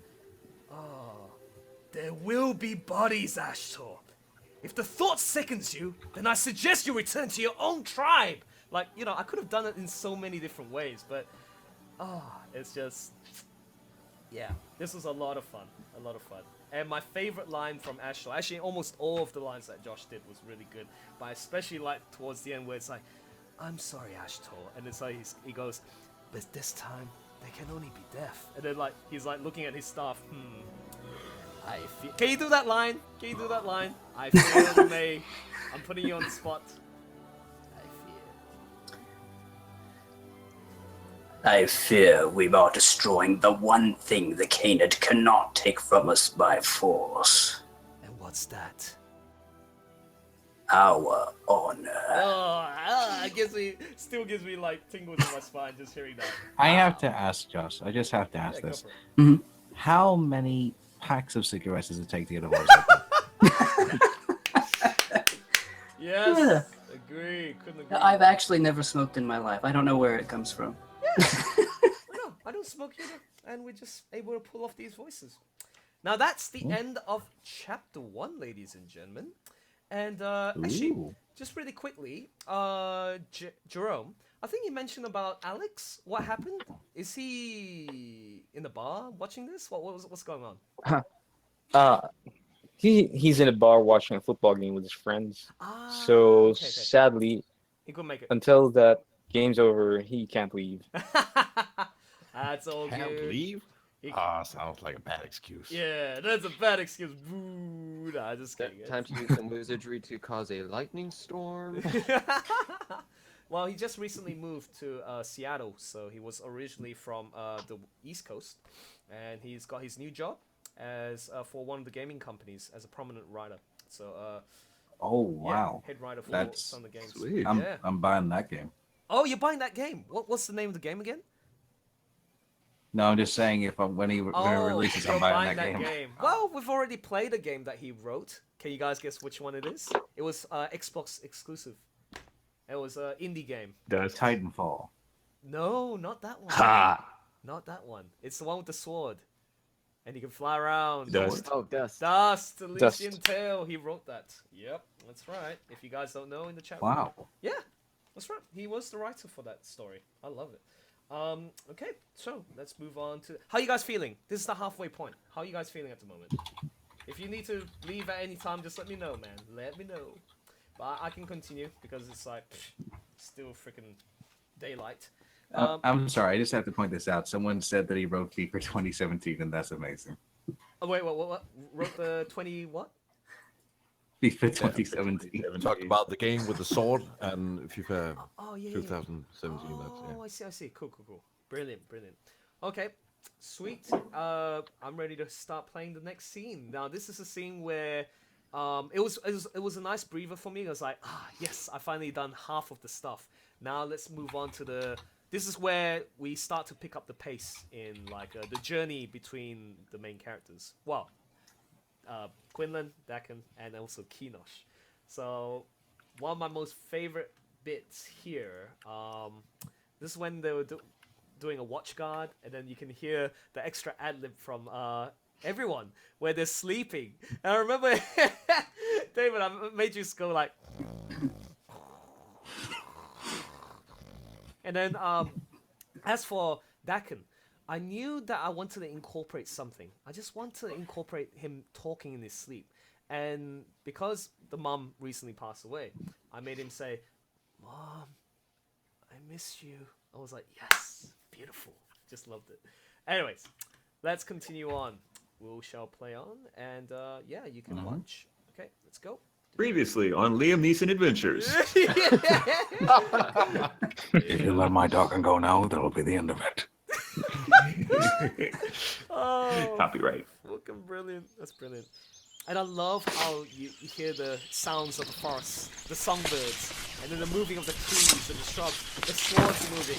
I love it. Everything. Okay, here we go. What's that? Hey, quit that! Stop it! Hey, no, this is a new uniform. Stop! Oh, you're asking for it now. That was also ad-libbing too. No dialogue in that comic. How much further do you think we have to go? Great job, you two. No, there's a new uniform, and then like Mike was like, yeah. We shouldn't be past the border now. Rest up.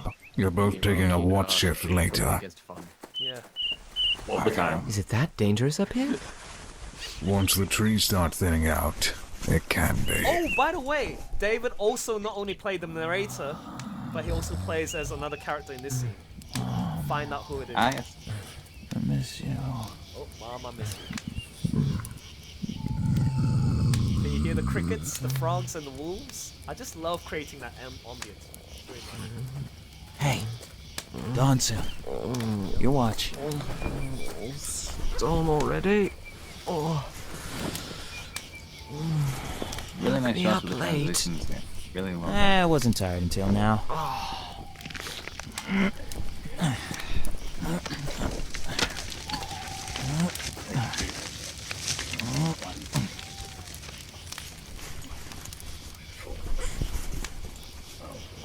So, something that's been bugging me. Why a military garrison? Huh? Well, we're diplomats, right? Why aren't we going to Arklow?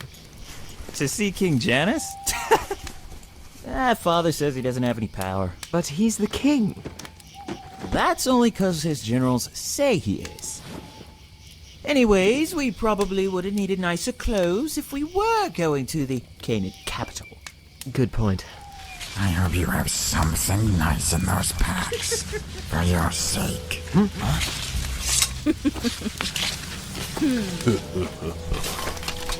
What do you want? Well, that should be obvious. Everything you've got.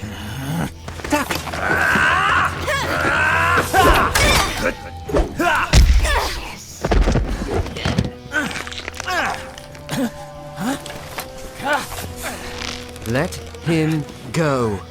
Damn it! Give us your food and any valuables, and he won't get hurt.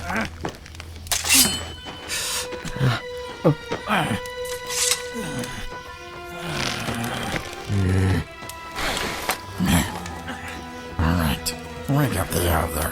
One minute on you. No! Get your toady away from my... He's not there.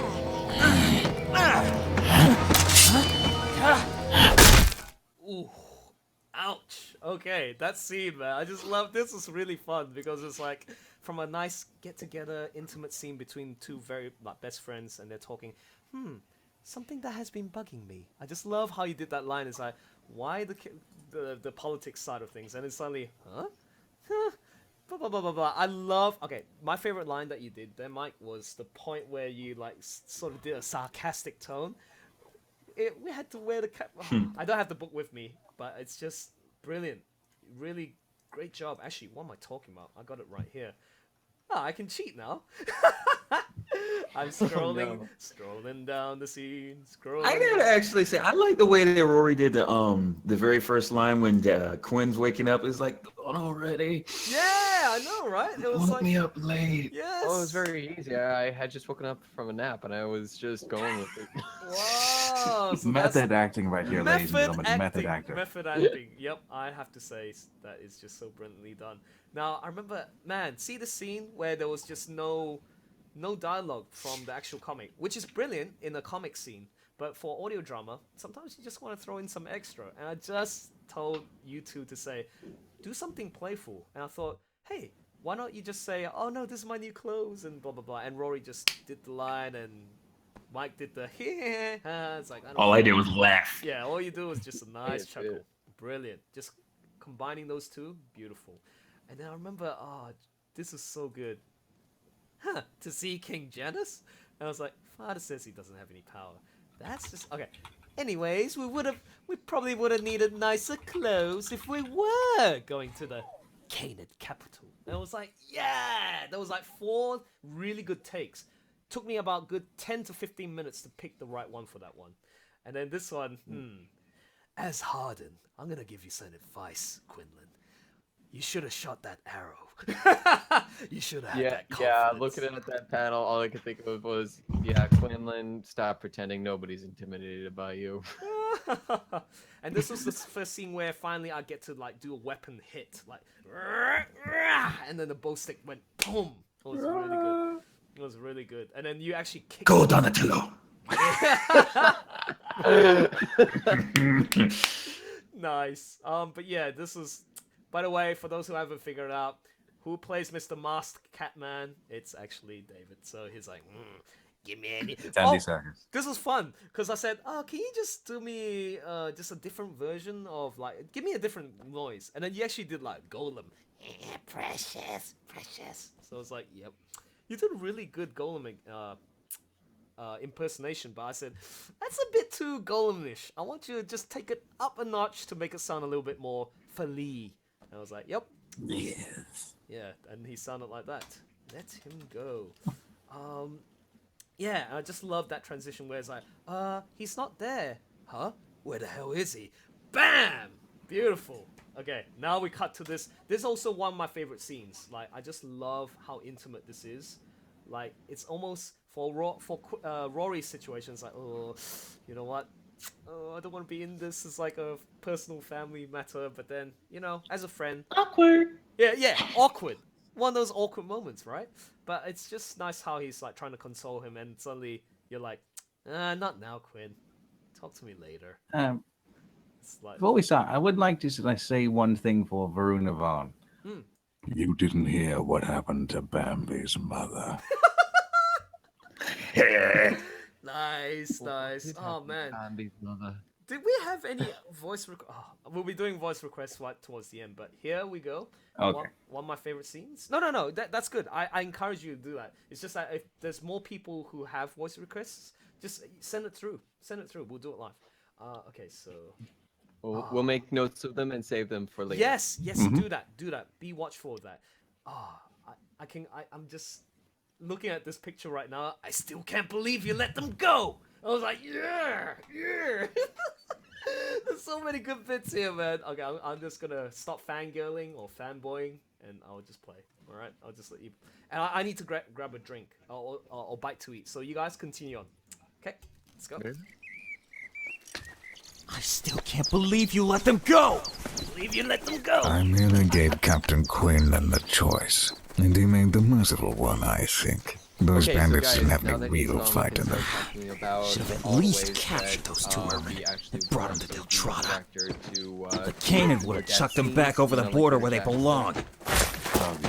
Excuse me. All of a sudden, everything just goes dark. You're not gonna keep defending the Ermin, are you? I heard the stories from the war. You told me some of them yourself. Their warriors were doing horrible things. I say they got what they had coming to them. I've heard the same stories from my grandfather. The Ermin uprising. It was less of an uprising I like that than a a little bit where it's massacre. like fussing with Khan about the treaty. The conflict I think that's the only one I began really- before really my did those, time, like, a little just a funny few years after Sunsgrove was united.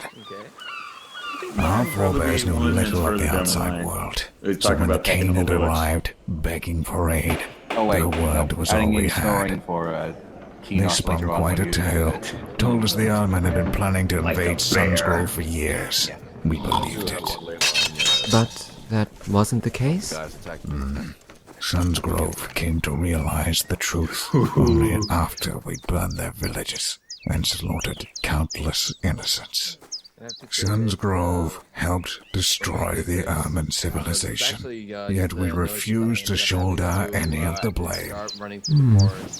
But they weren't that innocent. Too many stories for them all to be false. And anyway, the past is the past. You can't keep worrying about what our ancestors... got a real kick out of it, but he did end up cutting it, obviously. Sorry, I gotta pause because the thing is, It's in the director's cut. when you're talking, it's so hard to hear because when we're recording this, like I can't even hear what Rory's gonna say or any of you guys. So what were you saying earlier? What happened? What did I miss? Because I just quickly paused. What was going on? What did you talk? What were the juicy bits? What were you saying? We were praising you, sir. What? What was that? We were talking about... Wait. What were you talking about? Not about you. Don't worry. No, we were talking about the adventures of Liam Neeson. The fatherly bond between the two. Oh, no, because I want to capture that. See, that's the thing. Okay, save it. Tell me about that later. But yeah, no, continue talking. But it's just take note when this is recording. This audio is so loud that you can't even hear yourself like talking when it's recorded. So just keep that in mind. But talk amongst yourselves. Yeah. Anyways, I'll continue. Did. Yet we are on the brink of the third war spawned from their mistakes. Ha! You blame these century-old mistakes for your war too? Yes, because we've done nothing to make them right. Our inaction spells our guilt. But we're not guilty of anything. Why won't you just let the Ermin suffer what they brought on themselves? That's enough!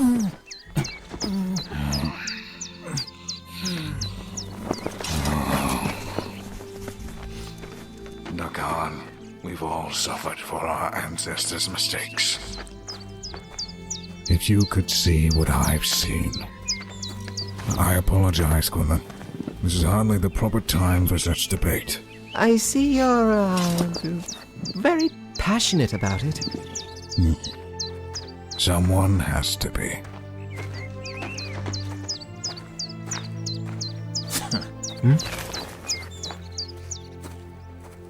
Hey, Dak? Not now, Quinn. Ask me again later. You still got plenty of walking ahead.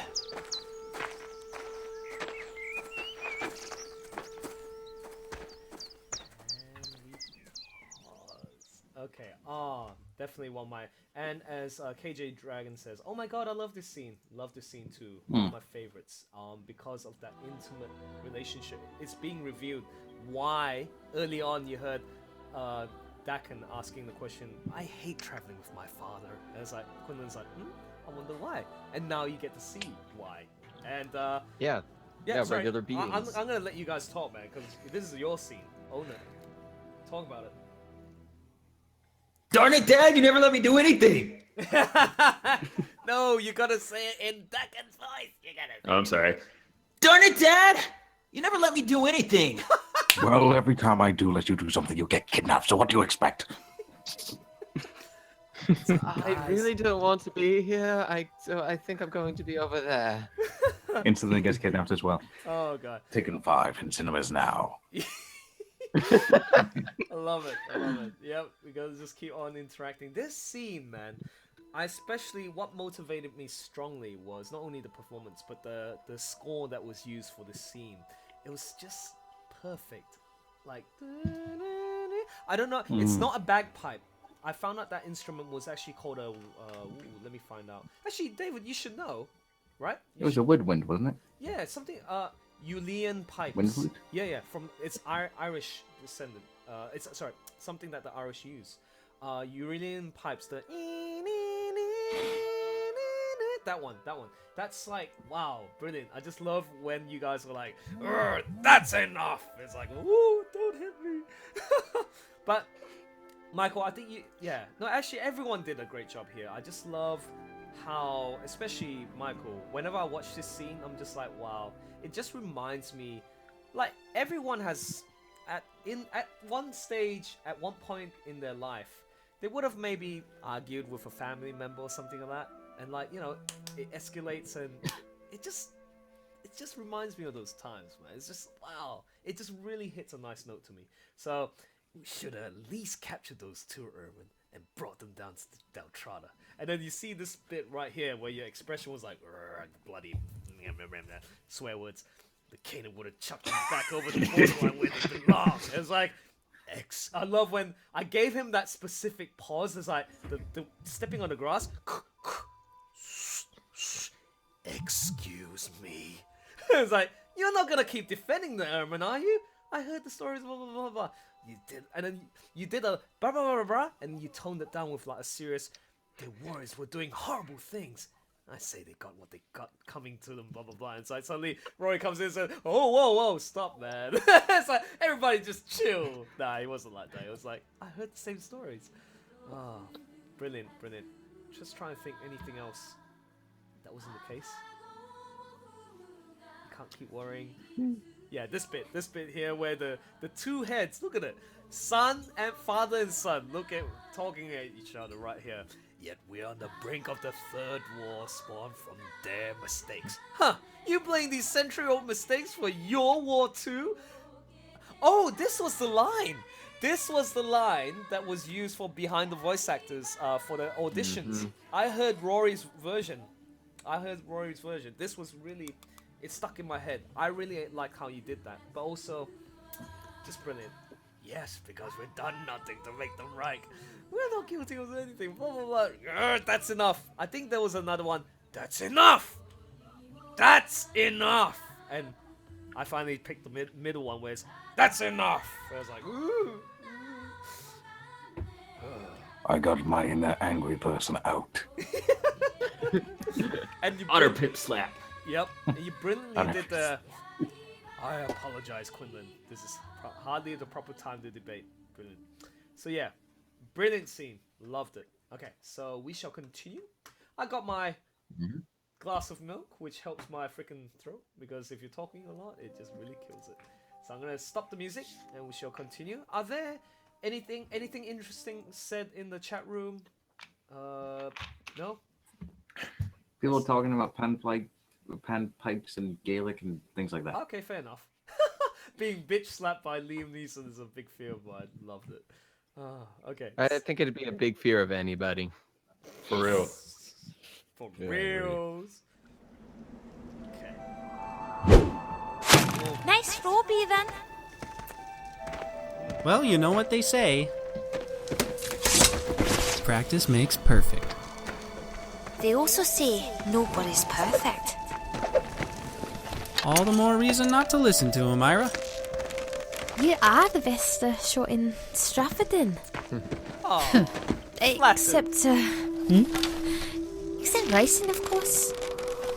Of course. Well, you want to settle it here? Best of 5? Bevan. Huh?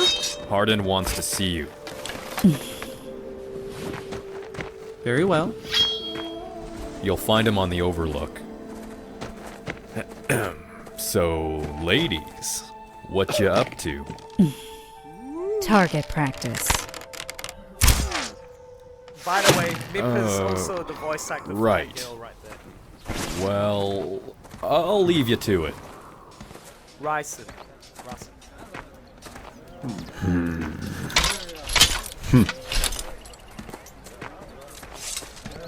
Also, I have to give credit to Family Fun Guy. He was the perfect voice for this character. I love Devin. I really like it. It's just the right inflection, right temperament. You wanted to speak with me? He was very light. Yes. Wasn't like, time. so ladies, what you up to? We're going tonight? That's the plan. Yes. We don't want to be caught up here when that storm rolls in. Well, their guard rotation near the western ridge has been erratic. The northeastern corner is more exposed, but it's not as heavily guarded. Yes, but what Ermin would be foolhardy enough to climb it alone? You're looking at them.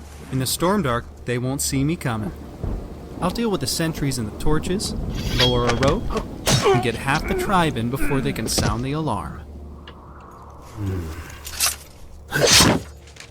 The storm will also hasten nightfall, giving us more time.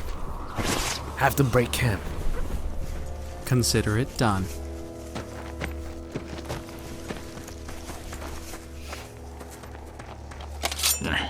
You're still going over the western ridge. Of course. But what about... We don't know where the patrols will be, and that's fine. The others will draw attention away from the ridge. Is that all they are to you? Bait? You've said you trust me, Ashtor. Their sacrifice won't be in vain. General Clovis will be there. In Deltrada? Are you certain? Yes, since the last full moon. You're going to... If you kill a Khainit general, they will hunt us down with everything they have. They're always hunting us down, Ashtor. I promised these Ermin a chance to take back what we've lost. And here is where it starts.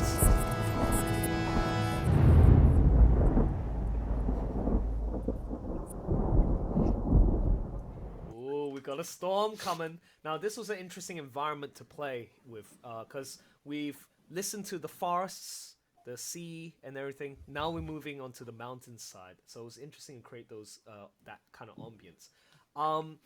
Also, it was lovely to hear the other people having their spotlight. You know, the other members of the Stratha Din. I love Bevan. Once again, I have to make mention of Family Fun Guy for playing as that character. I think I heard feedback from you guys hearing about how he did his voice. It was good too.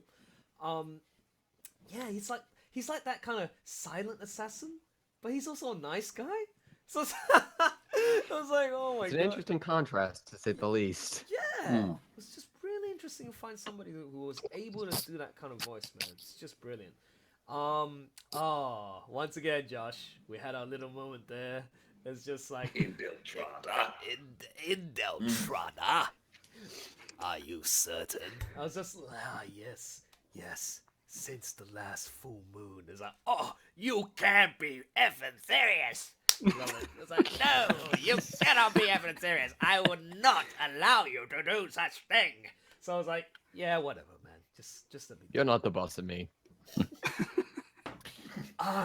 Elson.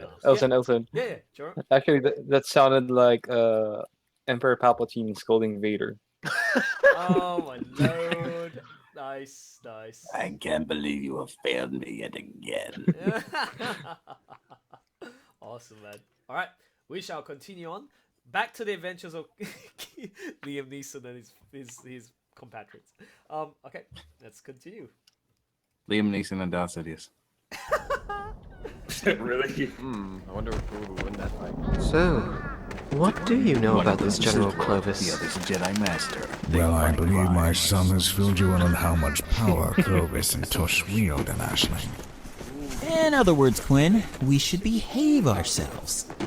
You especially, Dagan. Huh? The Canid sense of humor is, well... complicated. Non-existent. Ah. So wait, there are two generals? Brothers, yes. Quite the ruthless pair. Are they really? Quiet now. They can hear us. Killing the music. Who are those people? People from the south. They look like representatives from Sunsgrove. Let the general know. Sir.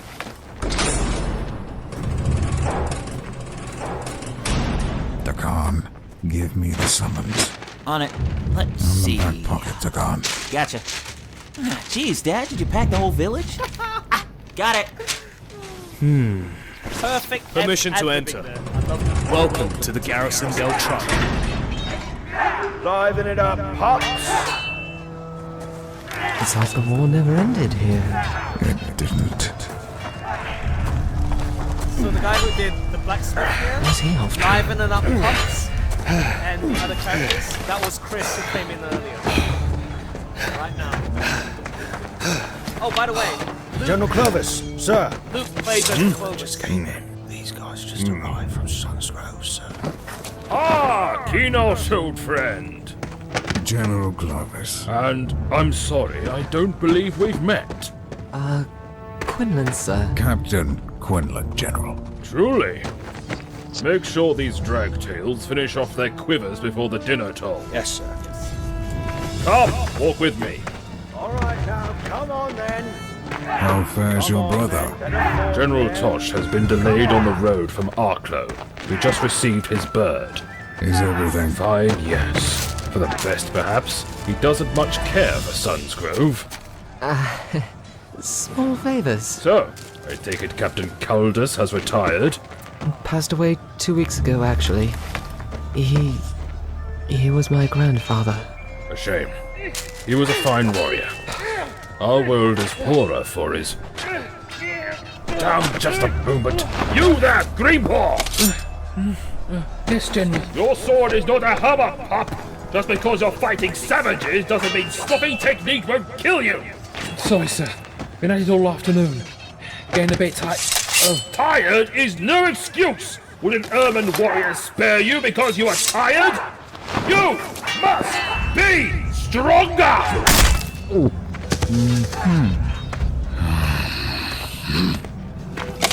Now, make His Majesty proud! Sir, yes, sir! Apologies, my friends. Duty first. Not a problem. Don't believe I called your name before. This is my son, Dagan. Along for some experience, eh, boy? So, what brings our southern neighbors to my garrison? We received word that the Erman conflict has escalated. Have you now? Well, there's no denying it, I suppose. The Ermen have stepped up attacks on our patrols in the Waste, so we are responding in kind. What are Canid patrols doing in the wastes anyway? Isn't that Ermin land? According to your Treaty of Kenelor, yes. But a few words on parchment can't account for the realities of war. The Ermen should have been content to live in the Wastes, yet they continue their foolish attempts to retake Ashling. We are merely doing our part to ensure the Ermen remain on their own land. Your people scraped a living in the wastes once, and somehow you wonder why they continue to fight. Yes, but you'd think they would accept it their lot by now. Still, they might be showing a bit of fight, but we have the upper hand. How do the Ermit even pose a threat? Finally, an interesting question. Based on reports, A curious Ermine tribe has been steadily gaining strength over the last several moons. A single tribe? And the mighty Canid army is worried? Ooh, you shouldn't have said that, Mike. Your name, Dakan, derived from ancient Lutran, means proud leader, yes? I guess. From that, I can tell your father desired a successor. Yet the fact that you're here for experience at your age indicates that you've disappointed him. General, what are you... Clovis, that's enough. My point is, you can tell a lot from a name. This urban tribe is called the Srathadin. Srathadin. Seems you brought a storm with you. Can we continue this indoors? Can't handle a little rain, Captain? I'm joking, of course. This way, please.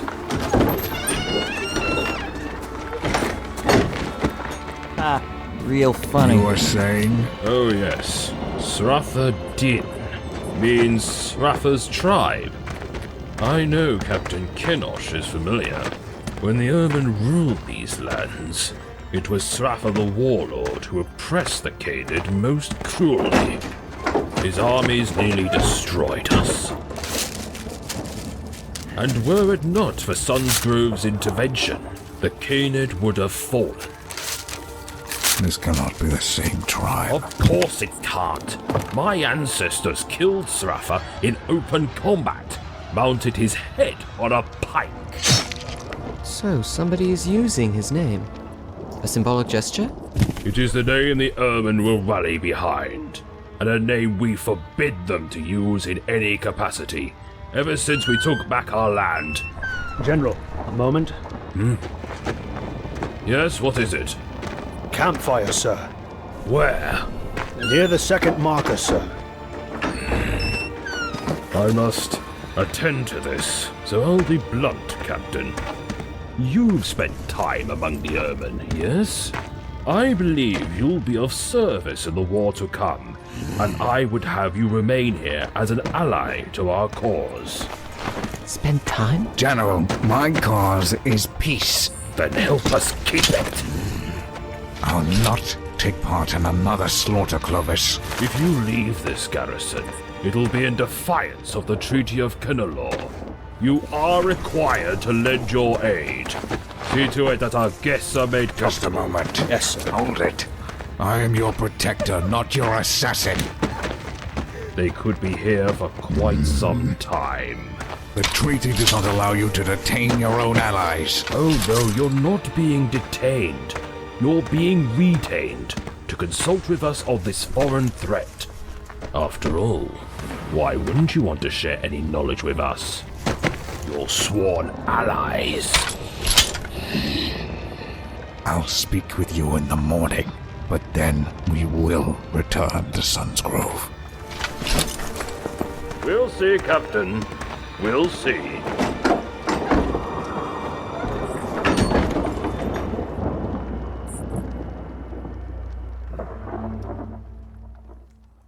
Oh god, so many good bits here, man. Seriously. Guys, I'll be right back. Yeah, sure. Go for it. Sorry. So many good bits in this, man. I just can't contemplate. First and foremost, I give applause for Luke for playing as Clovis. Yes. Oh, Kenosh, old friend. Good to see you.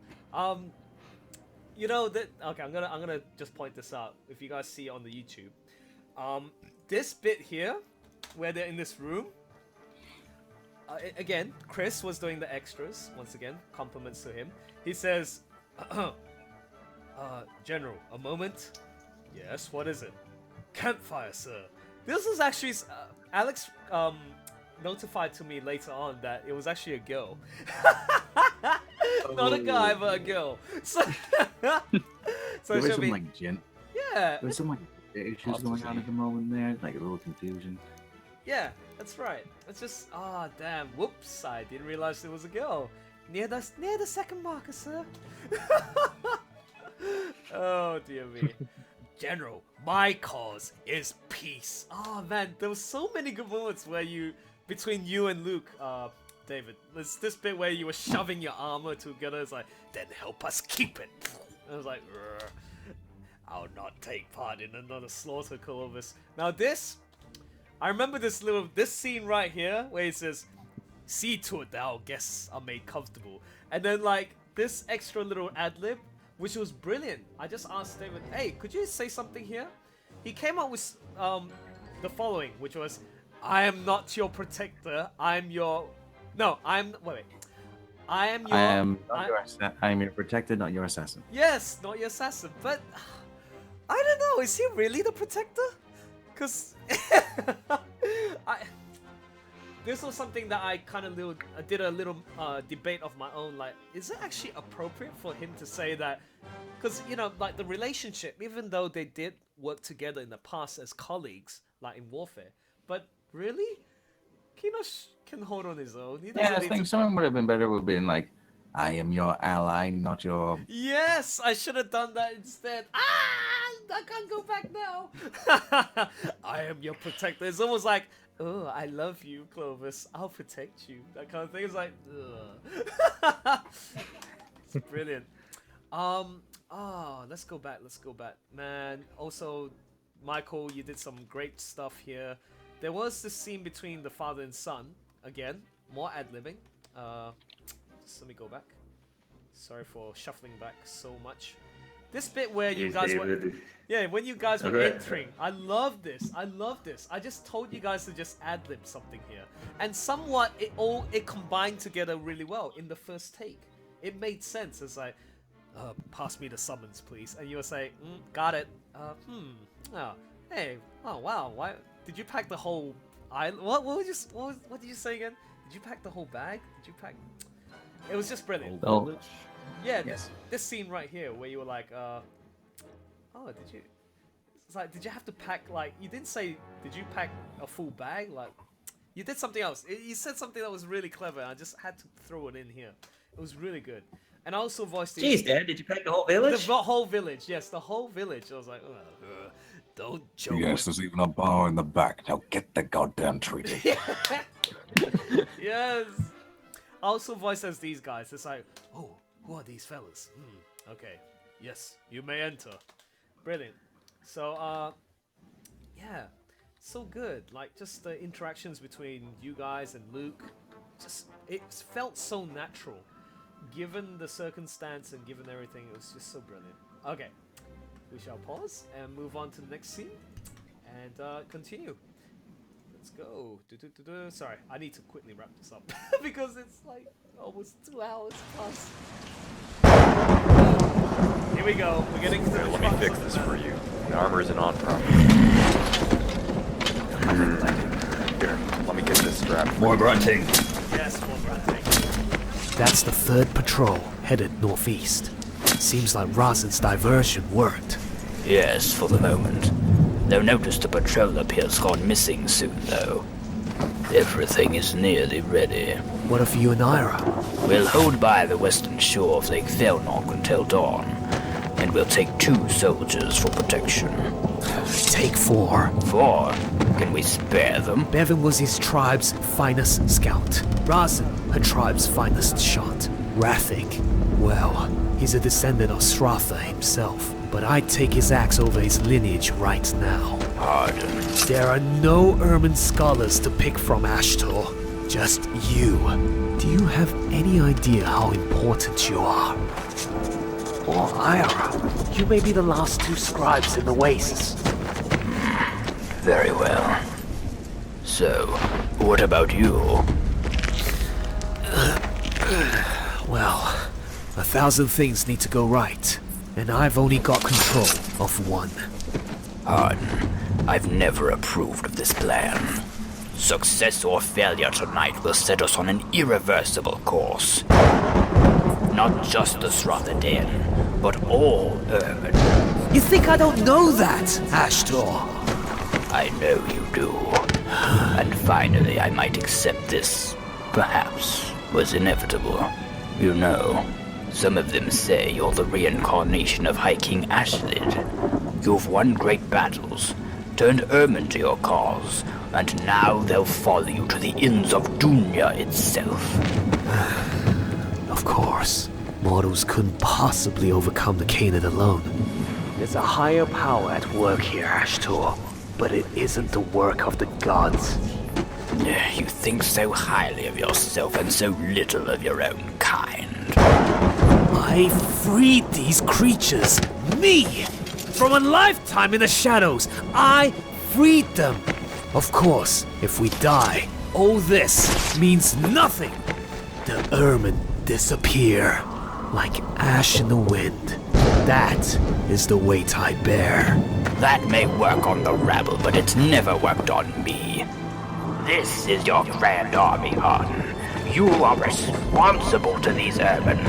If not to save their lives, then to ensure they don't die for nothing. That is the weight you bear. I never expected to get this far. I'm not sure any of us did. Dawn, Lake Felnock. Western Shore, right. There's been a slight change of plans. We're going to need 2 more soldiers for protection. Prepare them at once. Alright, got it. Gods, help me.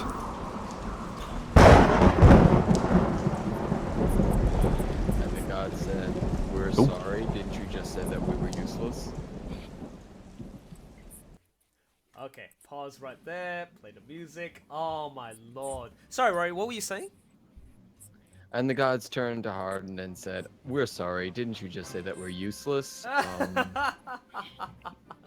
Oh man. It's like, oh yeah, you were talking serious about us 5 minutes ago, but now you need our help. Well. I'm sorry. I didn't want to defy the gods. Now, this scene, my gosh.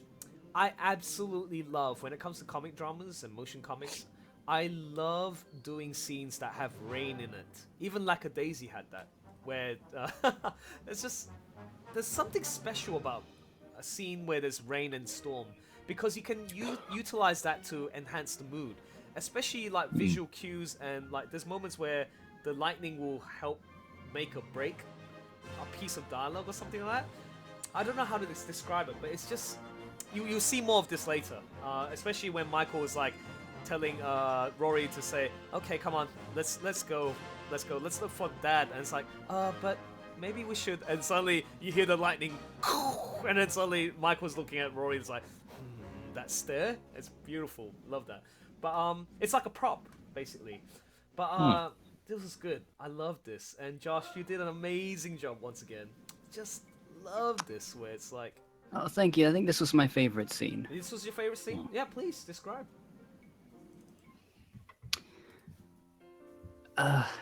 Just everything about it. The lighting, the rain, yeah, the dialogue between the two. Some of my favorite lines to do were near that one, especially. Yep. Everything is nearly ready. Yes. Oh, that always gives me like tingles in my spine. Everything is nearly ready. I was like, yeah. And the artwork is just absolutely stunning throughout this thing. I mean, it's like the illustrator here and the colorist and everything. It just did an absolutely amazing job from start to finish. Thank you so much. Yeah, it's just the mood, the everything, just preparing for that moment where it's like all hell will break loose. But it's just a nice moment to just embrace their plans, and just this is good. I just love it. And it shows. It's got a nice side to it because it's showing the reality of like, if we lose, you need to go and make sure that everyone knows about this. Absolutely. So we're treading on a very gray area. Exactly. It's just very good. I freed these people. Oh, creatures? I freed these. Can I actually? You know what I should do? Rory, if people don't know, I love one of Rory's voices for a particular character that we voiced in the project previously. Vorta! I freed these creatures! No! Me! From a lifetime in the shadows, I freed these people! No, he doesn't sound Bye! Oh, really? Yeah, he's like... I freed these people! Yeah. No, I freed these creatures! Me! Me! Vorta! I love how and I give them all hats as well! Yeah, give me the that. That's so good. What was It sounds like you're Mario on weed. A little, yes. It is. Oh. I love how you do this, Josh. That may work on the rabble, but it's never worked on me. This is your grand army, Harden. You are responsible to. Oh, it's just don't die for nothing. That is the weight you bear. It's like, oh, brilliant. Just don't ruin it with that is the weight you bear. Just don't ruin it with that. Okay, so now we shall get to. Oh, we're getting to the crux of the situation. So let's pause the music. Almost to the end. Sorry for keeping you guys on this, but seems like the people in the chat room enjoyed this, which is good. So let's finish it off. We're more than 2/3 already. Very close to the finish. So the captain was informed that we were to be more ad-libbing from retained, Rory here. Very good. What's so funny? The most powerful army in the Four Kingdoms, and these Canids still can't fix a roof. What you writing? Message to the king, letting him know what happened. They'll never let you send it. I know. Dak, what did Clovis mean earlier when he said your father spent time among the Ermin? Is this why you were arguing on the way? We argue all the time, Quinn. Ain't nothing special. Sorry. You remember the Oran uprising, back when we were kids? I was little, but I know my grandfather distinguished himself. Father was in it too. Of course. Some of the worst fighting anyone had seen in a century, since the Ermin War. David, Elders stop never talked snoring about so it. loud. It's not a popular topic in Terria. Well, Oran led a handful of allied Ermin tribes, tried to take a Canid garrison. Somehow they weren't instantly squashed. So yeah, it didn't go well. Fighting lasted over a year. Near the end, Father was captured. By Ermin? Really? For a while, yeah. And one day, he just walked back into Lutra to a hero's welcome. He was, well, like he is now. Different. Mom died a couple years later. Got sick and never got better. I do remember your mother passing, but I never knew Kinosh was a prisoner of war. We actually met just after he came back. King Tabid wanted to meet with the hero, and I went with him. My desk? Yeah, it's... What is it? Awful dark out. Alarm bells. I'll go have a look. You two, stay here. But... That's an order! From your father.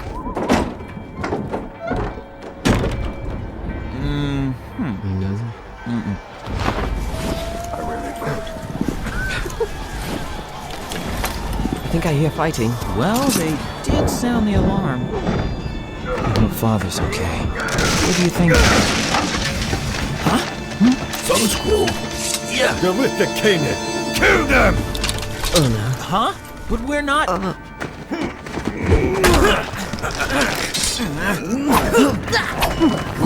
Still your little ring.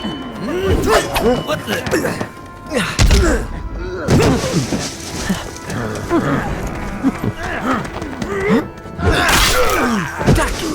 Let's go. Right. Great leap, shark spawn. Oh my.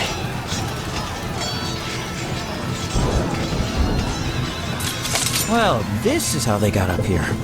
Maybe even before the alarm. What should we do? I kinda wanna find my father, but... Watch it! We're not working with the Canaan, you idiots! We came here to... Look, I don't want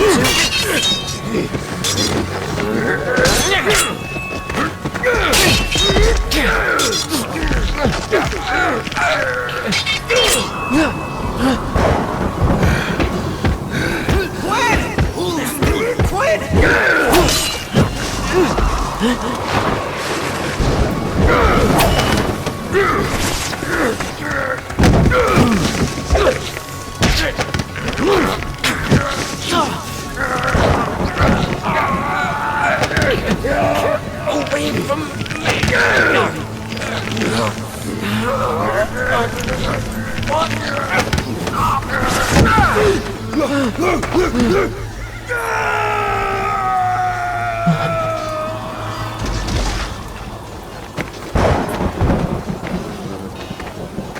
Okay, I have to stop there. Oh my god, so many good bits, man. So good. Can you see how lightning can be used as a prop very effectively for these scenes? It's just like, just the tension, the build up, and you notice how the pacing is much faster now because, at first introduce all the elements, the characters, the lore and all that, and suddenly once we get to the active bits, it's like, whoa, so much forward momentum here.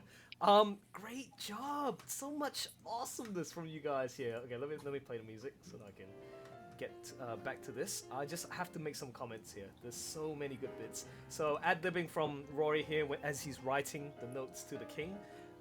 That was just his own initiative to do that. Great job. I also love how Mike was just narrating this whole thing. Like it felt so natural. It's like he's like telling his best friend, sharing more of his personal stuff about the relationship between father and son.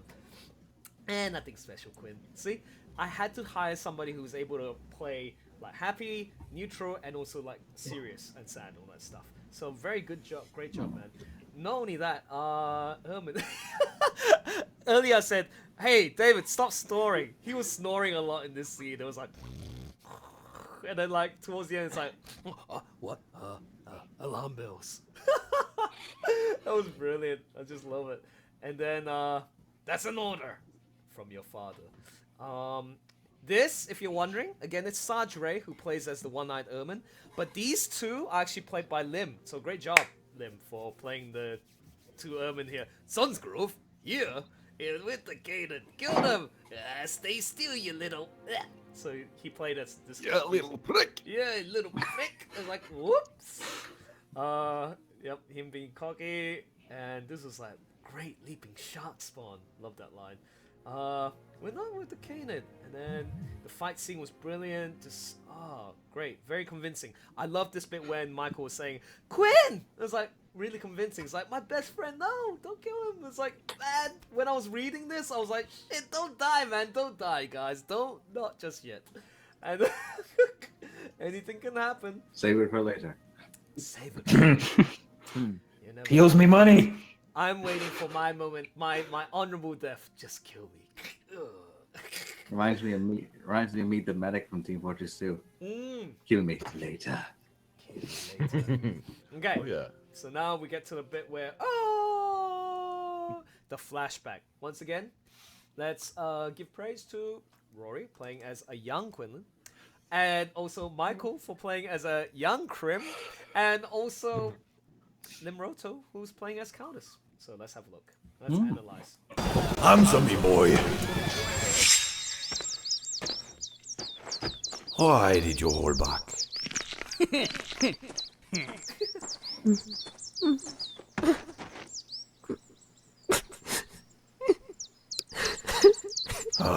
Quinlan. You are going to hate me your entire life.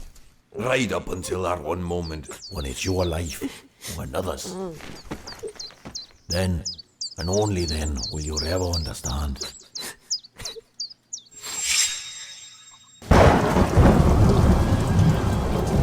I understand, grandfather. Look out!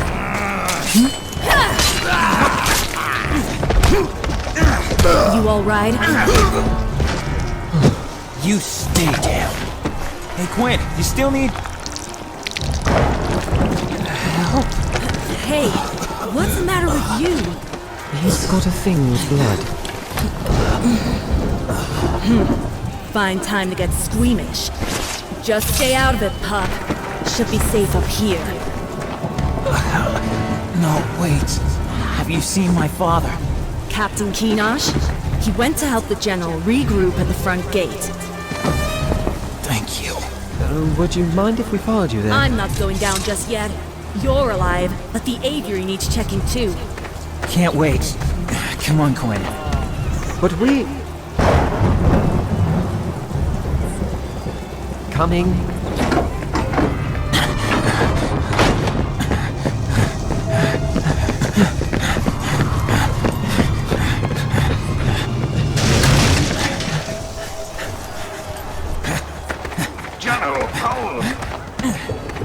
sounds like father.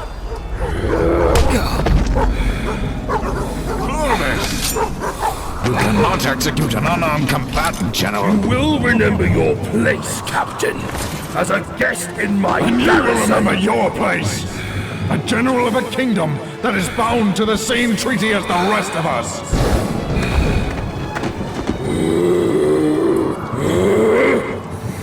Go home, Captain. You're done here. And so are you. Thomas! Kinosh! You... Why? You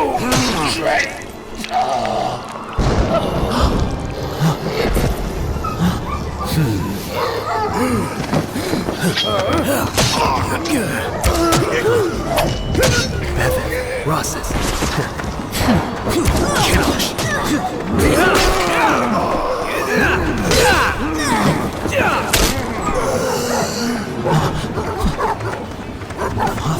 Captain Kinosh!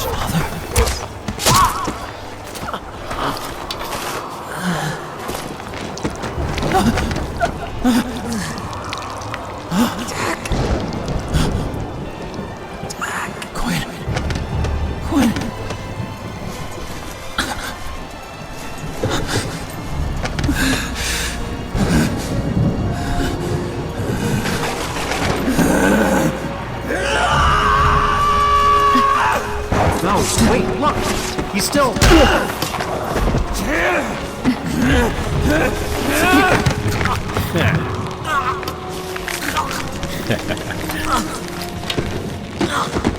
Stop struggling. So, what about this one, then? Can I? No! For the God's sake! Please! He's my son, Harden. Aw.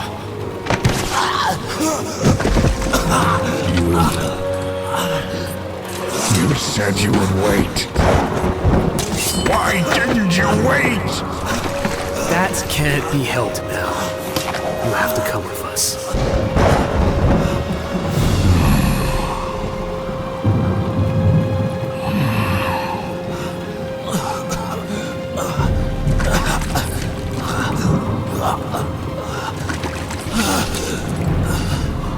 Hakan. Son, listen to me. I'm sorry, but this is the last time you'll see me. Dad? No matter what happens, I want you to know that I'm proud of you. General? General? The gate! The gate! I need you to know that you understand. I am so proud of you. Captain Kinosh.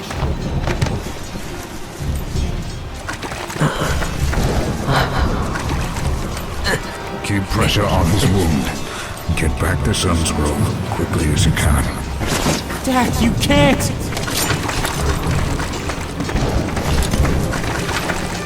You were supposed to wait.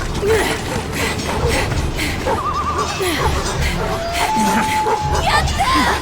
Do not let them get away! Don't let them escape! They're making a run for it! Get them!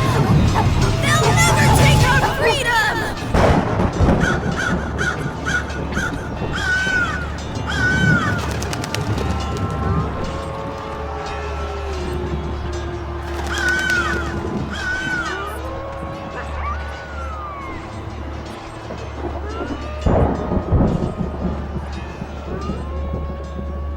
So you had to stab somebody for me to get a hug.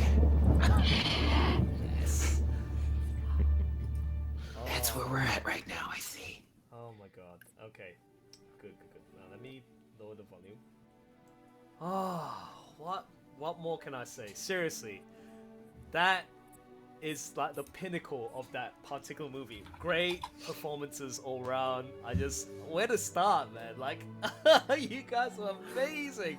That scene, where to start? Okay. The one that hit me first was like, when Kinosh and Luke were like arguing. It's like, and you were supposed to wait. Was supposed to wait. Sorry, yeah. Bound by that treaty thingy. Okay, so as you can see, credits are rolling. You can see everyone's faces, and that's what I plan to do for the next project. Every project that I do for a big movie project, I must show their faces because I want people to remember the voice actor, not just like a faceless person. I just don't want. Yeah, that's just what I do. But yeah, dude. David, I remember that line. He did like, he's like a perfectionist. He did like 10 takes. It was really hard to pick the best one for it. I spent at least a good half an hour to 40 minutes to find the right one. To counterbalance with Luke's like, go home, Captain. You're done here. And as for you, so are you. It's like, no, Clovis. It was so good. I just love that. And also the moment between Michael and Rory, like when Rory got shot by the arrow by Ira, and suddenly like now Michael is actually finally, even though it is established that he's allergic to blood and he will feel dizzy and faint. Look at him. He's like he overcame that because his friend was nearly dying. So you portrayed the emotion so beautiful. Really good. I just like from like and I actually extended your roar because I needed to extend it for effect.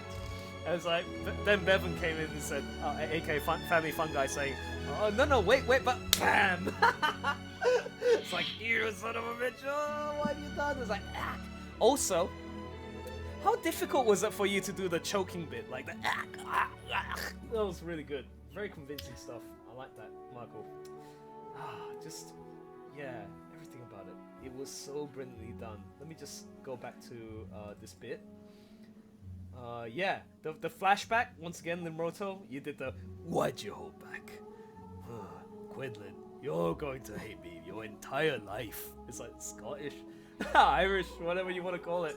Great job. It took some takes to get on the right spot, yeah? Yeah. And then Rory here, when he was young, like crying, was like brilliant. You did a great job with that. And contrasting his youth with his adulthood, it's like, I understand. Even though there's no dialogue of him saying, I understand, I just felt the need to have him say that. It's just really good. It accentuates the drama. What else? Michael, you did Crim like, hee. It was funny. By the way, Tasha, aka Donny Girl number 12, is in the chat room. Just came in at the moment when this character appeared. It's so funny because she played as the female Canis soldier. So hi, you should have joined us, Tasha. What's going on? She's from the UK, by the way. Lovely girl. Now, Tasha, you did a great job here. yes, there you go. Yeah, absolutely brilliant. Spot on. Yes. I didn't actually recognize that was you, but that was really good. Yeah, she did. So not only did she do the Land's End Tavern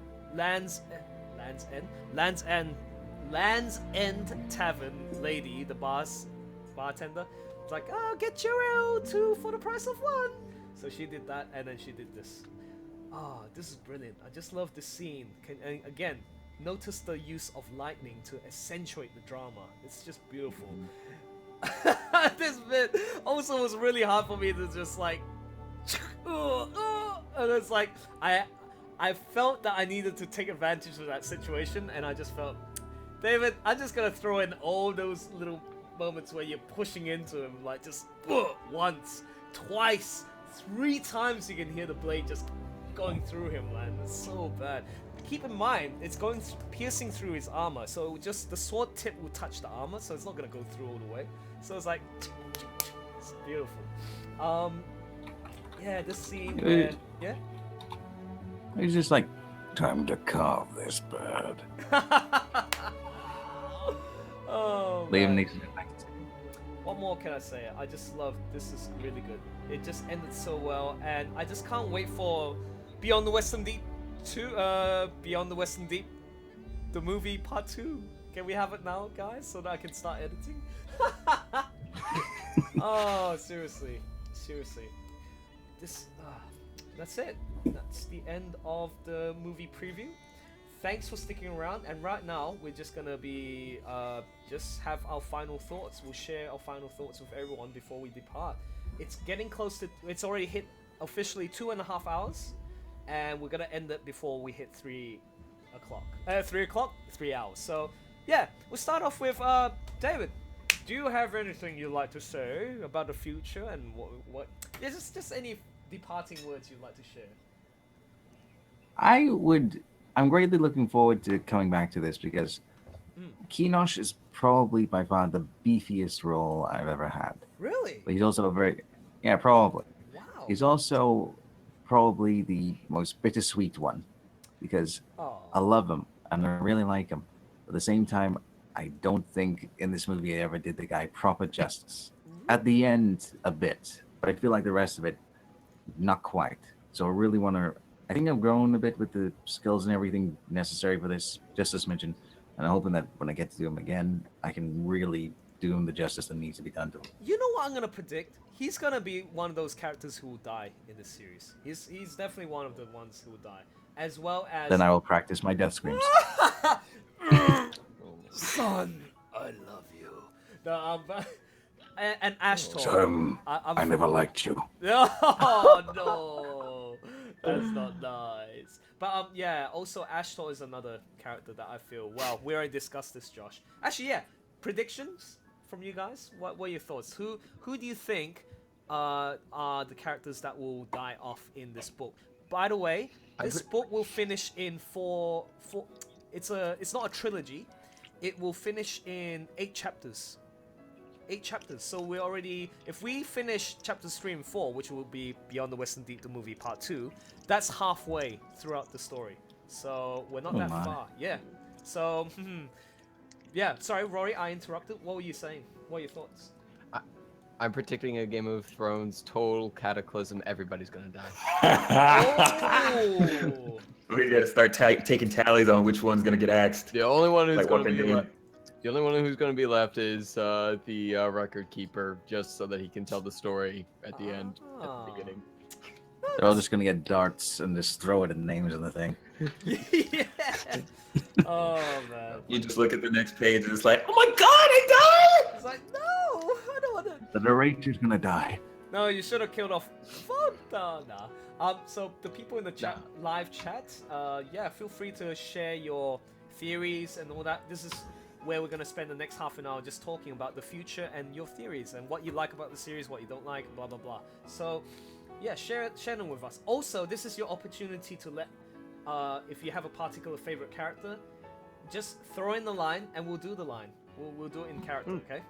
So yeah, so Josh, yeah, you already tell us, like, when do you think Ashtor is gonna bite the dust? Little one bites the dust.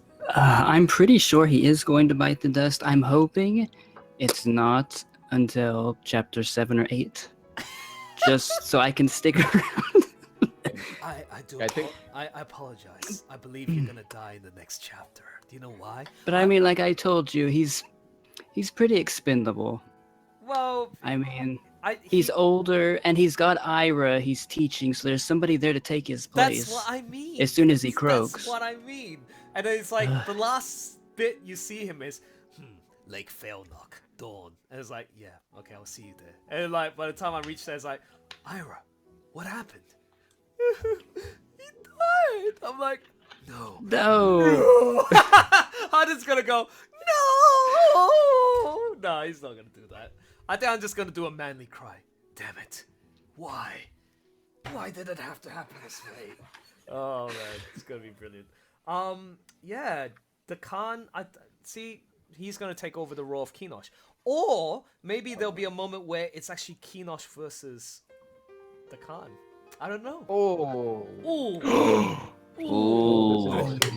Versus Darth Vader right there. Ooh. Oh.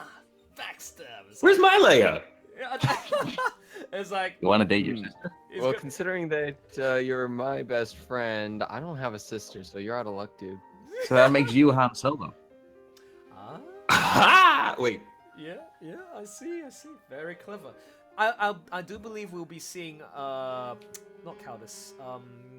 More flashbacks with containing Countess for sure to show more of Quinlan's character and background. But also, I believe we're gonna definitely see Krim again. But I think he's gonna show up in a full-scale war. Like he's like Quinlan's in a spot of trouble, and suddenly Krim comes in and is like, ugh, and then, oh, you saved me. It's like, hey, no. You don't need to thank me. Just do your job and blah blah blah. You know, whatever it is, that final boss that he has to reach and finish the story. I believe he's just gonna come in and say, huh. It's like, come on, I have faith in you. It's like, oh, thanks. And then he just continues on. That's one thing I believe is the role for Krim later on. Janik, nah, she's not gonna die. Will she? I hope she doesn't die. Let me just double check. Is Phoenix in the chat room by any chance? Because Mitra is like the next new favorite character that I like. She's finally introduced in chapter 3. And yeah, I don't know. Until I know more about her, then I can determine her fate. My predictions for her. Jerome, you were saying something? No. Oh, okay. Okay then. I think that was my fan hitting the microphone. Oh, okay, fair enough. Eric says, I think Ashtor will live. Ooh, we have some faith. We have some believers there, Josh. We have some believers. Oh, thank goodness. I don't want you to die yet either. Damn it. Oh dear me. So I think I feel like he's gonna be alive for a good bit. Yeah. I don't know, it seems like he's that kind of character, you know. Really? I just again. Well, in a lot of his descriptions, it says he's tougher than he looks. So. Oh, of course. I'm not saying that he's like he can't defend himself. It's just that I feel like he's already done his bit. As for Harden, he needs to lead the way. Yeah. And then it'll be so funny.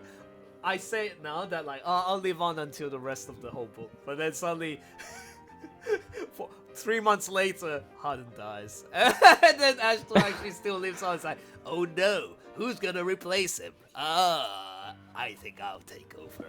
So that'll be great. That would be a very interesting bit of character development for him. Yeah. Because one thing that I definitely think is building up is the brother to Clovis. Like that is definitely going to be a great big revenge story there. The whole tribe get wiped out, and then Ashtor has to find the remaining element and sort of rally them behind this event. I know. Like the descendants of Stratha, dead and all that. This is the one thing they can do now. I know, it's absolutely crazy. In fact, I got the page right here, right now. It's like, look at that, Quinlan, Captain Quinlan. Even I don't even know what his voice is gonna be like. I can't picture it. Usually, I'm pretty good when I'm reading the book. Oh, actually, sorry, the webcomic or book. I know how the character will sound like, but only until I have the full material, then I can dictate how he sounds like. But for now, hey, I'm advertising here. If there's anybody who wants to try voicing for Tosh, you're more than welcome to, because I need him now for just this line. You better believe it. I will. You better believe it. Just saying. Good morning, Captain. He says, good morning, Captain, and then Quinlan says, what? Who? You. All right, let's give this a go. Yeah, of course. You know, you're absolutely right. Instructions all around. I'm General Tosh, and you better effing remember who I am. So yeah, that's his like temperament. Like he definitely is not there to muck around, which is crazy. Oh, poor Rory. Well, who? Exactly. Where am I, and why are you so fluffy? Yes! I know, that was the joke made by the Salmon Party. Like, who was the artist? She drew the picture of him, like, combing his hair, looking all golden and handsome. So, golden brush. So funny. But yeah, just let me double check. There is, should we do some of this? I gave you guys the word pad. Jerry Juni is like a fan of the series. I'm not too sure if he's in the chat room right now, but he is dressed up as Quinlan because he cosplayed. And nice. Yeah, let's do some of this stuff. Let me pause the music. Let's see. Okay, we'll take it from the top and then finish it towards the bottom. Yeah. Okay, so Quinlan, you're starting first. Oh boy. All right. All right.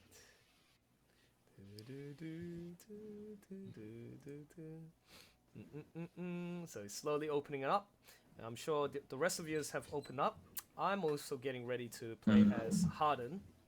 I don't have much. And to the guys in the chat room, please feel free to throw in your voiceover requests right now while we can before we stop. So yep, Rory, whenever you're ready, take it away.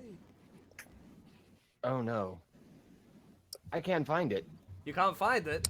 Well, I can't find it. Stream. You can read it right here. Oops, what the hell? There you go. That's big enough. So here. Can you read that? I've enlarged it. Yes, I can. Okay, take it away. Okay. A Comic-Con style Q&A. What's it like on the set of Beyond the Western Deep? Well, it's pretty relaxing, really. It's much better than some of the other sets that I've been on.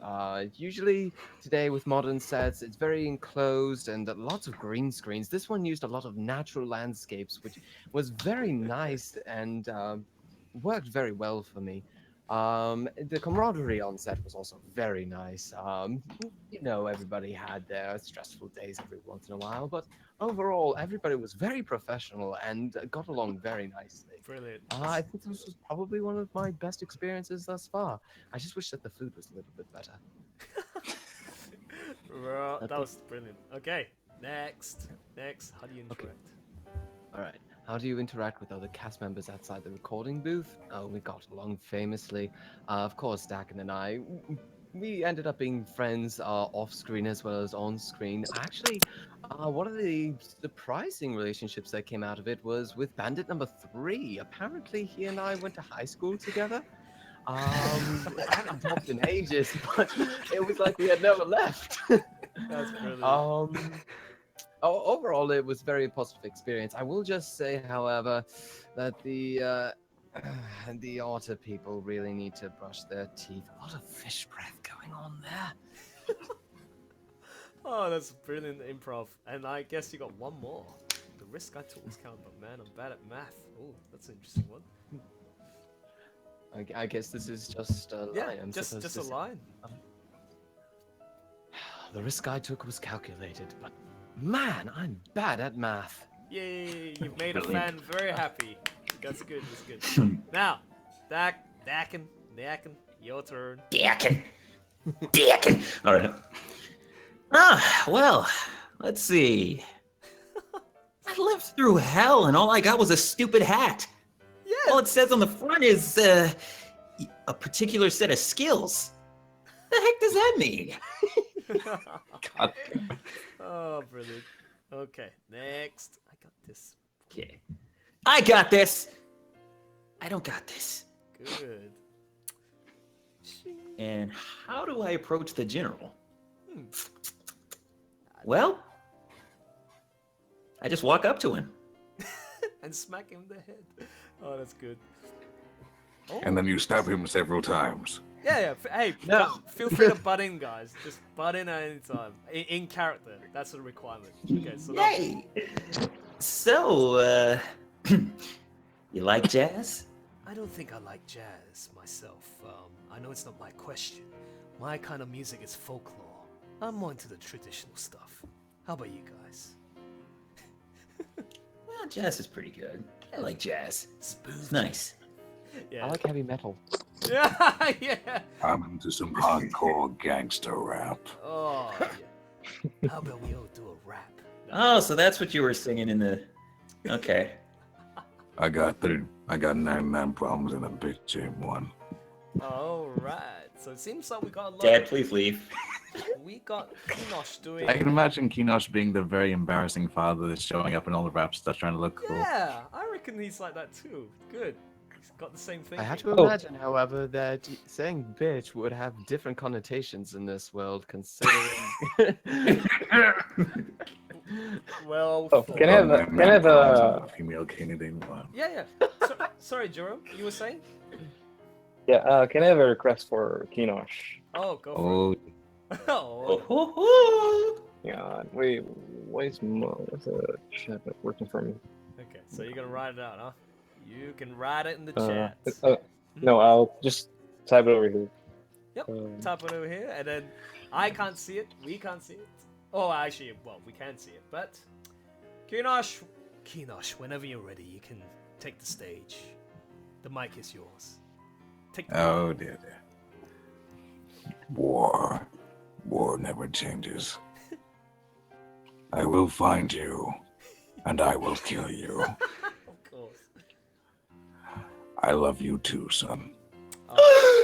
He finally said it! He said it. Have my fingers crossed. Oh my god. I am the model of mental health. My mutual expression makes it look like I'm in a bad mood, but it's convenient because that's usually true. It is. Nice. Jerome, did you... Having traveled for 2 days, I can confirm. Yeah. Jerome, did you manage to write that and put it into the chat for... Yep, I just did. Good. Oh, I do not see it, unfortunately. It says Nano Machine, son. Nano machine, son. Brilliant. Okay, now it's Countess. Up to you, Lim. Whenever you're ready. Quinn! Use the force, Quinn! Quinlan! I'm wondering I'm what right next to you. I know. It's great. You don't have to. Mostly because heroes never die. He plays Overwatch. So that's where, But that's the where heroes the never reference was coming die, from. Both... David, he plays Overwatch. He plays Overwatch. He must rage quit almost every time he plays, or wants to. Finally, someone picked support. I believe Limroto. Actually, hold on, Countess. When you did the second line, I think you were supposed to do it like Metal Gear. Metal Gear style. Metal Gear. Yes. Metal Gear. You know the. Dun, dun, dun, dun, dun, dun, dun, dun, dun. Oh. See, that's why it's like Quinlan. Like Quinlan. Yes. Quinlan. I don't. Do you guys know where this reference is coming from? The "It's High Noon." Oh, that's That's Overwatch. That's Oh McCree. Lord, who said? I knew. Okay, I'm going to embarrass myself. I haven't even played Overwatch. Who is this character? What does he do? Does he shoot guns? Does he shoot lasers? He's a cowboy. He's literally, he's like John Wayne and Clint Eastwood's illegitimate love child. Oh, fair enough. What am I to know? I don't even know what lasers and guns are. We live in an age where we use swords, the Dark Ages. Okay, anyways, I'm gonna do my bit. It's high noon. Is it? Is it like high noon? It's high noon, baby. Okay. I He don't... does that. It's like it's time. Oh, that's And how he everybody does runs it. away. Oh, he does that. It's okay. So it's high noon. It's high noon. I can't. Yeah, that worked. Like that.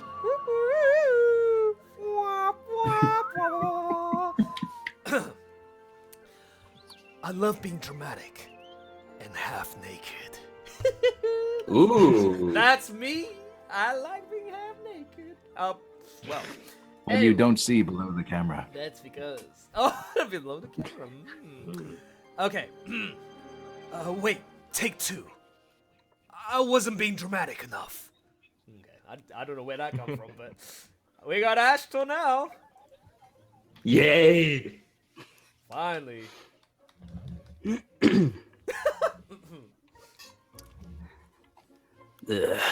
This is why I stay away from politics. No, I don't want you to stay away from politics. You are the best person for this kind of job.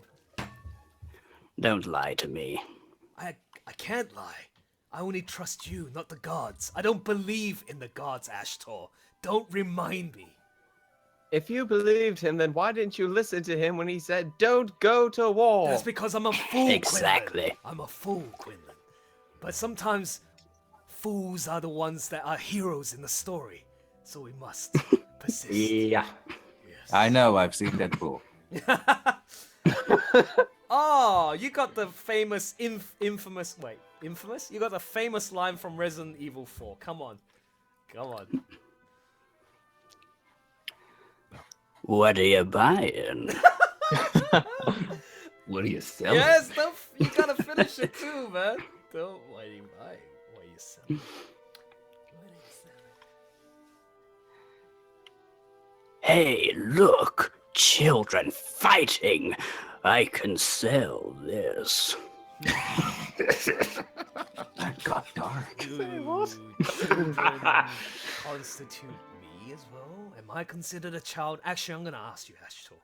Am I considered a child or am I an adult? It depends on the day. How dare you? That's good.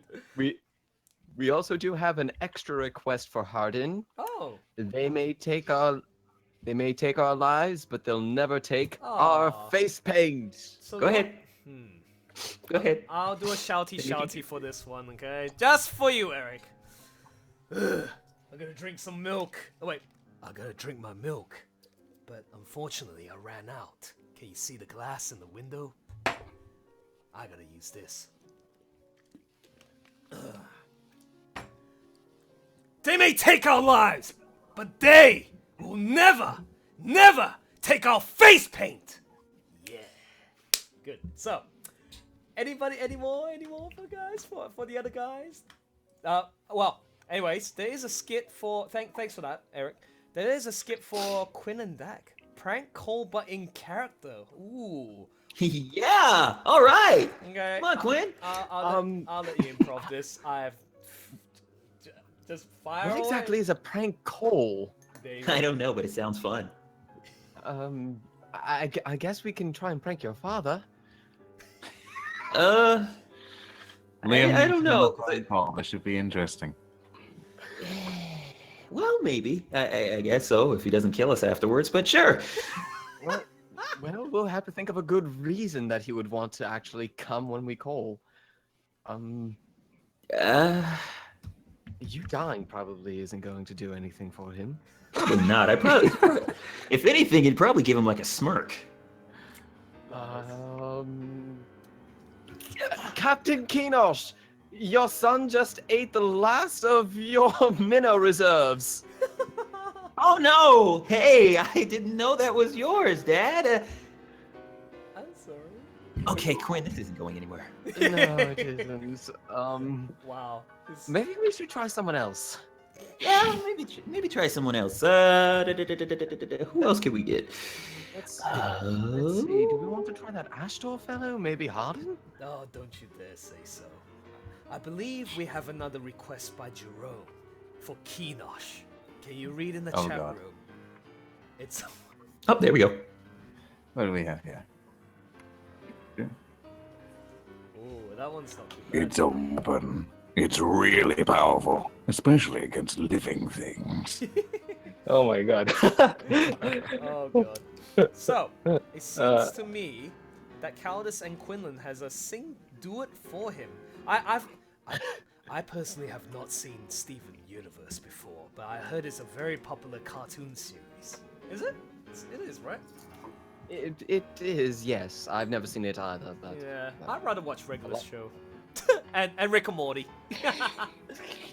And Rick and Morty. Yes, that's Gee, Morty, I don't know what you want to watch this whole Steven Universe thing. Seems like something for kids for me. I'm waiting for Young Justice to get back to Netflix. That's all I'm doing. Yes. What's a great series too? Fair enough. Much indeed. Okay. It seems like So, Quinlan, you ready to make a small song, eh?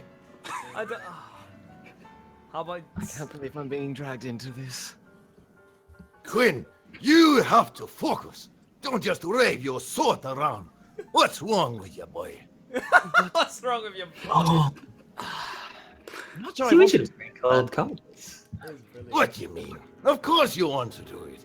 You just need to realize why you want to do it. But I don't want to fight. Yes, you do, lad. You got friends to fight for, eh? You got your friend, Yannick, eh? And that long youth and that of Kenosh, what's his name? Dakin? Hey, him. Milton, give us some music. Oh god. Music? I don't even have the music. I do. Fight for me, Quinn! Fight for me! Don't you encourage him! You guys, do that acapella if you want, man. What is it? Do it for him. I haven't even heard this song before. If you don't have, you don't have to do it. You don't have to do it. Remember, you did it for him, and you do it again. Oh, hold on, guys. I'm getting called away again. You're getting called away? Give me 5 minutes, guys. I'll be right back. That's okay. 5 minutes. Ready? Yep. What am I supposed to do in 5 minutes? Okay. In the meantime, it seems like we got a Kenosh and Ashtor doing Team Rocket intro parody. Oh, no. Go on, Kenosh and Ashtor. Because I'm gonna do one with Ashtor myself. Because I want to do it. So start off. Actually, Kenosh is the one who starts off. Oh dear. Prepare for trouble and make it double. To lecture the world from devastation, to unite the kingdoms with diplomacy, To run away from your only blood. to leave your classiness to the stars above.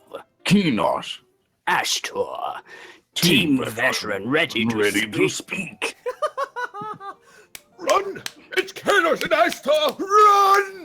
I don't think I can do that. Oh, that was brilliant. Love it. Actually, no. I'll leave it as that. Don't worry. I'm sorry. I don't think I can top that. You guys did it. Oh, give it a go. Give it a go. Do you want me to give it a go? All right. I suddenly changed my voice. You don't mind me speaking this way? Duh. Okay. Prepare for trouble and make it double. To lecture the world from devastation, to unite the kingdoms with diplomacy. Oh my gosh, where did you get that flower from? Anyways, to run away from your only blood. To leave your classiness to the stars above. Harden. Ashtor. Team Srothodin. Ready to fight. Brilliant. Good. Alright, so. Lovely. Sorry I had to get off business. That's okay. Kenosh, Quinlan, and Dakin. Fancy talk skit. What are you gonna be talking about, huh? How about I give you a topic? What is it like to dress up like a royalty? I don't know. I'm just making up stuff. Fancy talk shit. Or skit, sorry. Fancy talk shit. Yeah, fancy talk shit. That's the best way to put it. What can we talk about? Oh, how about talking about weaponry, fighting? Nah, you won't mention about that. I'll leave you guys to improv. Yeah, go on. I don't know. I mean, it seems like Dad always seems to like his sword a little too much. And how do you mean by too much? I know you're supposed to respect your weapon. Well, no, I've seen him cradle it a few times, and I think he's hit it in his pillow. Are you sure that you're not just talking about... I am very jealousy? sure, Quinn. I am very sure. Yeah, actually, it's a little bit of jealousy. I mean, come on. He hugged me after he stabbed somebody, Quinn. I mean, come on. Captain, I think that you have a little bit of a mix-up in your mind right now. You do realize that the one with the fur is your son, and the one with the metal is just the thing that's supposed to hang from your side, right? Oh, Kenosh. No. Okay. Just All giving right. you I a see where blank this is stare. going. Okay. Well then. But at least he shows you some affection. Oh, brilliant. After he uses it. Brilliant, nice. What happened to Kenosh? Did he fall I silent? don't know. No, I think he got dropped off for some reason. Maybe he's taking a toilet break. Is there such thing as toilets in the Is Middle it trying to narrate for another story, I guess? Oh, you're alive. Alright. Seems like we got Chris back. Hello. Good to see you again. We're pretty much ending it soon. You just came in when we were ready to end. In fact, guys, officially it is 3 hours. Well done for surviving for 3 hours of get together. So, woo! We've done all the requests. If there's no more requests to be done, we'll just depart with some final words to say. And yeah, we'll start off with, I guess, Chris, can you still hear us? Can you talk on the mic? Oh no, the mic is still not working again. Get it back to working order again, and then we'll get you back in. So we start off with Kinosh. Do you have anything you'd like to say before we finish? Like, he's dead. He did. He gone. He suddenly disappeared. Oh wow. Is he gone? Ah, alright. How about this? I don't know. So Jerome, do you have anything you'd like to share before we depart? Share or say? Also share. Also share, yeah, go for it. This is your moment. Dream, live. Okay. Well, as far as that goes, at the last part of the movie, I was working on the other Kane in Your comic that's going to be shown in the future. Mm-hmm. Nice. Of course, I'm not going to show anything yet. Spoilers. Spoilers. Brilliant.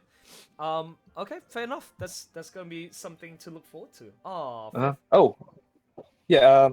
Just before I give the mic to the next person, yeah, I just want to say, I'm just as excited to see the entire chapter 3 and the succeeding chapters as much as you guys, and especially seeing it in voice act movie form. Yep. Yeah.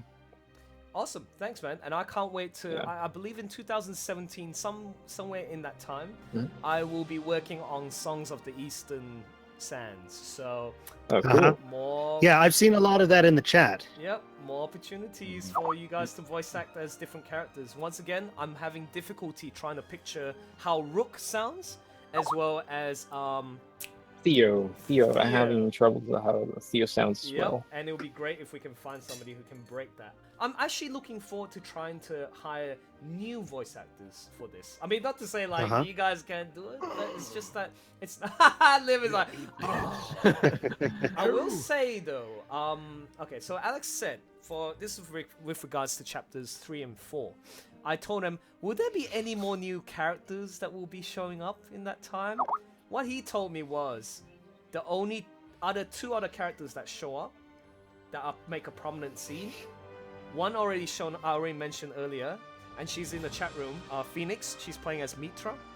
The other one is Tosh. That's it. There's no other characters. So we're gonna be reprising our roles, and having those two characters. The chapters 5 and 6 onwards, there will be some new characters. But for the time being, for the next 4 years, there's only one spot left. I'm looking for a Tosh. So, yeah, you never know. Okay, so, Limroto. Oh, you know what? I believe I know why he's gone, Fairfield Fencer. It's because, Chris, you entered. So that kicked him off. Oh. Well, I don't see how why that would kick him out. Yeah, that's the thing. Well, he did mention that mic just stopped working. Oh, his mic stopped working. Okay. Fair enough. Okay, so we'll see if we can find a way to get him back later. So for now, Wolfblade says, "You bastard." Josh. Actually no. I'll go to Lim. Lim, you go next. Yeah. What would you like? Well, to say for the upcoming project. Well, I believe that I'm not sure. It's 2 a.m. right now. You're mind blown, basically. Yeah. Okay. Answer the question again. Just answer the question. No, that's cool, man. Just basically recapping what we're saying. Like, we look forward to the future productions of the. No, for the future production. Well, I know since you also have other projects that you've also gotten even better at editing this stuff. So each time that I see myself in a role, I know I need to up my performance. Yes. And good. If by any chance there will be a chapter 3 or 4 where I'm in, I know I will have to make it extra special, make it extra perfect. Of course. In order to reach your level. Your standards. Not a problem. So, and I'm looking forward to all the new drawings and the new pages. Yeah, in fact. Because each time they release a new page, I'm like, oh, I need more. I need more. I actually look forward to when I complete the first book of Eden Spell, written by Gabriel and myself, and illustrated. I just can't wait to get some of you guys involved in voicing those characters. Because man. It's gonna be a wild ride. We've been writing this story. There's gonna be a lot of forward momentum in some chapters, but there will be also a lot of emotional bits to it too. So it's a whole vocal range, man. A play of emotions. So get your acting game on. I look forward to having you guys on board for that project. Now, in the meantime, Rory, do you have any lasting words to say? Well, I was very honored to be part of this project. I can't wait for the next 2 chapters to be released so that we can continue voicing, as well as to find out what's going to be happening with these characters. It's been a great time, and everybody has been just phenomenal in everything that they've been doing in their participation for this. Absolutely. Good. Well said. I couldn't agree more with what you said, man. It's just looking forward, again, Beyond the Western Deep, the movie part 2. I predict it's going to be in 4 years' time, but you know what? I'm patient. It allows us more time to work on other projects, and at least this is something to look forward to in future. Because keep in mind, as we age, we grow a lot. Time flies by much more faster than you think, and it'll be in no time you realize, holy crap! It's finished. We're ready for the next set of auditions. Great, something to look forward to. And I hope you guys will still be alive, good health, and also and be able to voice. I mean, you never know. Things happen in life, man. Okay, so Chris, what do you have to say? Yes. So the question was, what are we looking forward to in the next year? Yeah. Yeah. Well, I would say the stuff that I'm looking forward to, at least in this group, would be any kind of projects that you have going or other characters that you have need of. I look forward to helping out in anything like that. I mean, you can just feel free to contact me with ideas. Of course. I also have lots of stuff going on in my on the side. I have full-time work now. I'm a process engineer now. So I'm looking forward to building my career there, but voice acting will continue to be my my hobby. Excellent. And it's still kind of on the back burner, but I also have my own projects that I'm working on.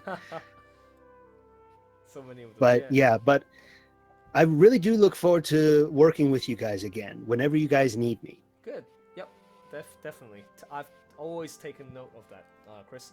And he always performs. He always does a great job. And actually, speaking of projects, Dreamkeepers the movie is the one that we're currently working on, and which is Descent to the Archives. And actually, so I'm looking forward to seeing that. That's going to be very cool to see. That is going to be really cool. In fact, your character Nainso is going to take out the last scene where you're explaining everything. That scene I'm looking forward to editing.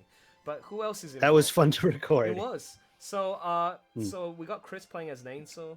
We got Michael, aka Wolfblade, who plays as I find that guy sexy.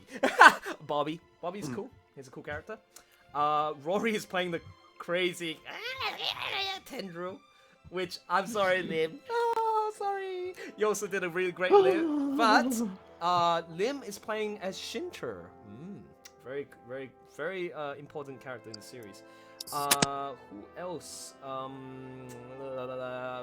Josh. He's playing as Randy. Like, oh, whatever. He's playing also as Nabonidus, which is the villain. A very like. Oh antagonist. yes, we know about Nabonidus, don't we? It's yeah, you mentioned. Oh man, he was like reading the scrolls. And I'm going through his tracks. It's like, man, it's just which one to pick. Which one to pick? Okay, so, weird. I would love to have freaking Fairfield Fencer to just say some departing words, but Jerome, maybe this might work. Okay, let me just double check something. Is Fairfield Fencer? If you hear us, just text me on Skype. Say that you're here. Sure. And that you want to get back on. Because this might work. Jerome, I'm sorry. When you get if he says he wants to get back on, can we just do a little trick? Try to sign out of the Google Hangout, and then we'll try and get him back in. I think he already left. Well, I think maybe I could. I mean, I need to get going anyway, so I could just kick off right now. Sure. All right. Cool. No worries. Okay. I mean, sorry if I was kind of in and out, but still, it was nice to be able to see what's all going on and just say hello. Yeah, at least you came, man. That's what I appreciate. So yeah, well, thanks for coming by, man. Take it easy, huh, Chris? Yeah, I will. And remember, I'm always on call. Just leave me a message if you need something, okay? Will do, man. All right, take it easy. All the best with your job, new job. See y'all. Bye. See ya. See ya. Bye-bye. Bye. There goes Chris. Well done. Okay. Now off to you, Mike. Any last words? You know, it sucks being last because when everybody else says what you're gonna say, it's like, you're not last, my friend. I got Josh being the last to say. So go on. Yes. Go on. Okay. Well, you know what? It's honestly, it's really nice to be sharing all this cool stuff with everybody here and working together like we have been. I mean, it's an honor to be able to voice act with every single one of you guys. Oh, that's and to likewise. Yeah. No, it's good. Really talented, man. You are just. I'm privileged to be able to have you, as well as the others, to have you on board on my projects. That's why I keep asking you guys. It's like building this bond and the network. It's just really nice. Also, say thanks to your friend who watched premiere night that night. It was really cool how he was giving feedback to me and the team that night. What was his name again? That John. John, wherever you are. Well, thank you very much. I just had to do that. So, Josh, what do you have to say?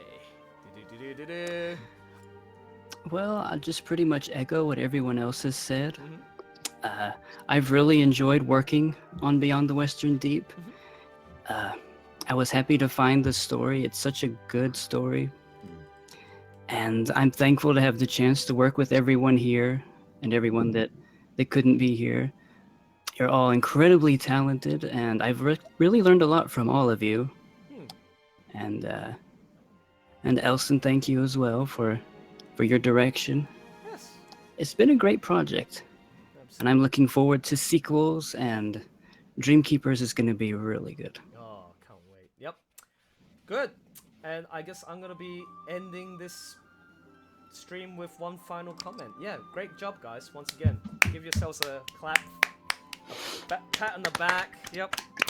And thanks to everyone in the chat room for sticking with us for the past 3 hours, listening to us, just talking about this series and the project that we've been working on, the voice acting, performances, you name it, everything about it. Thanks to Alex Kane, the writer. He couldn't make it. Boo! Sorry. It was like, boo, excuses. You rather see a football game? How dare you? Nah, just kidding. Yeah, it's cool that you, great job for him for writing the story, and also Rachel Burnett for illustrating the series. Jerome, he's here. He's also illustrating Songs of the Eastern Sands. I almost said Songs of the Eastern Deep. And also to my talented plethora of guests here who are voice actors. Great job for playing your characters, because every single time I go back to doing those tracks, picking the right one, it is such a momentous occasion and an honor to just be able to make that sound. Something that we can always listen back to and just reminisce. the wonderful times we had spent together, and also show how talented we are working as a team and also as individuals as well. That's just about it. Yeah, thanks to everyone in the chat room. Thanks to you guys for coming in for the 3 hours. It's time for us to say goodbye. We look forward to the future of Beyond the Western Deep. And yeah, I've actually got something to share with regards to a preview of Beyond the Western Deep, the movie Part 2, along with some of a preview of the first 7 pages or so.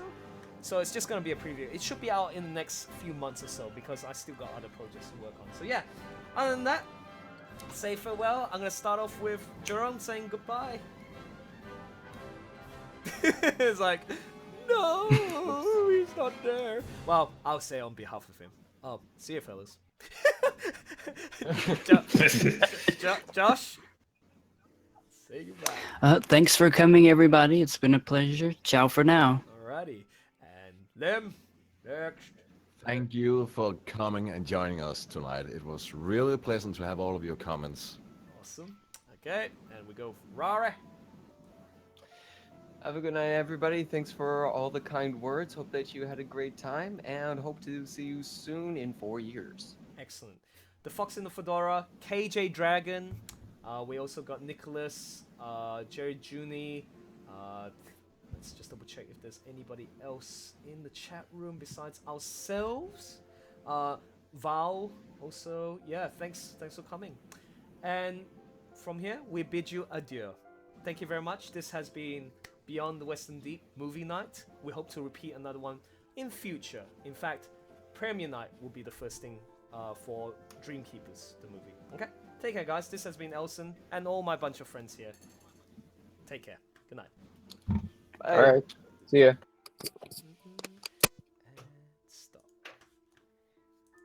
All right.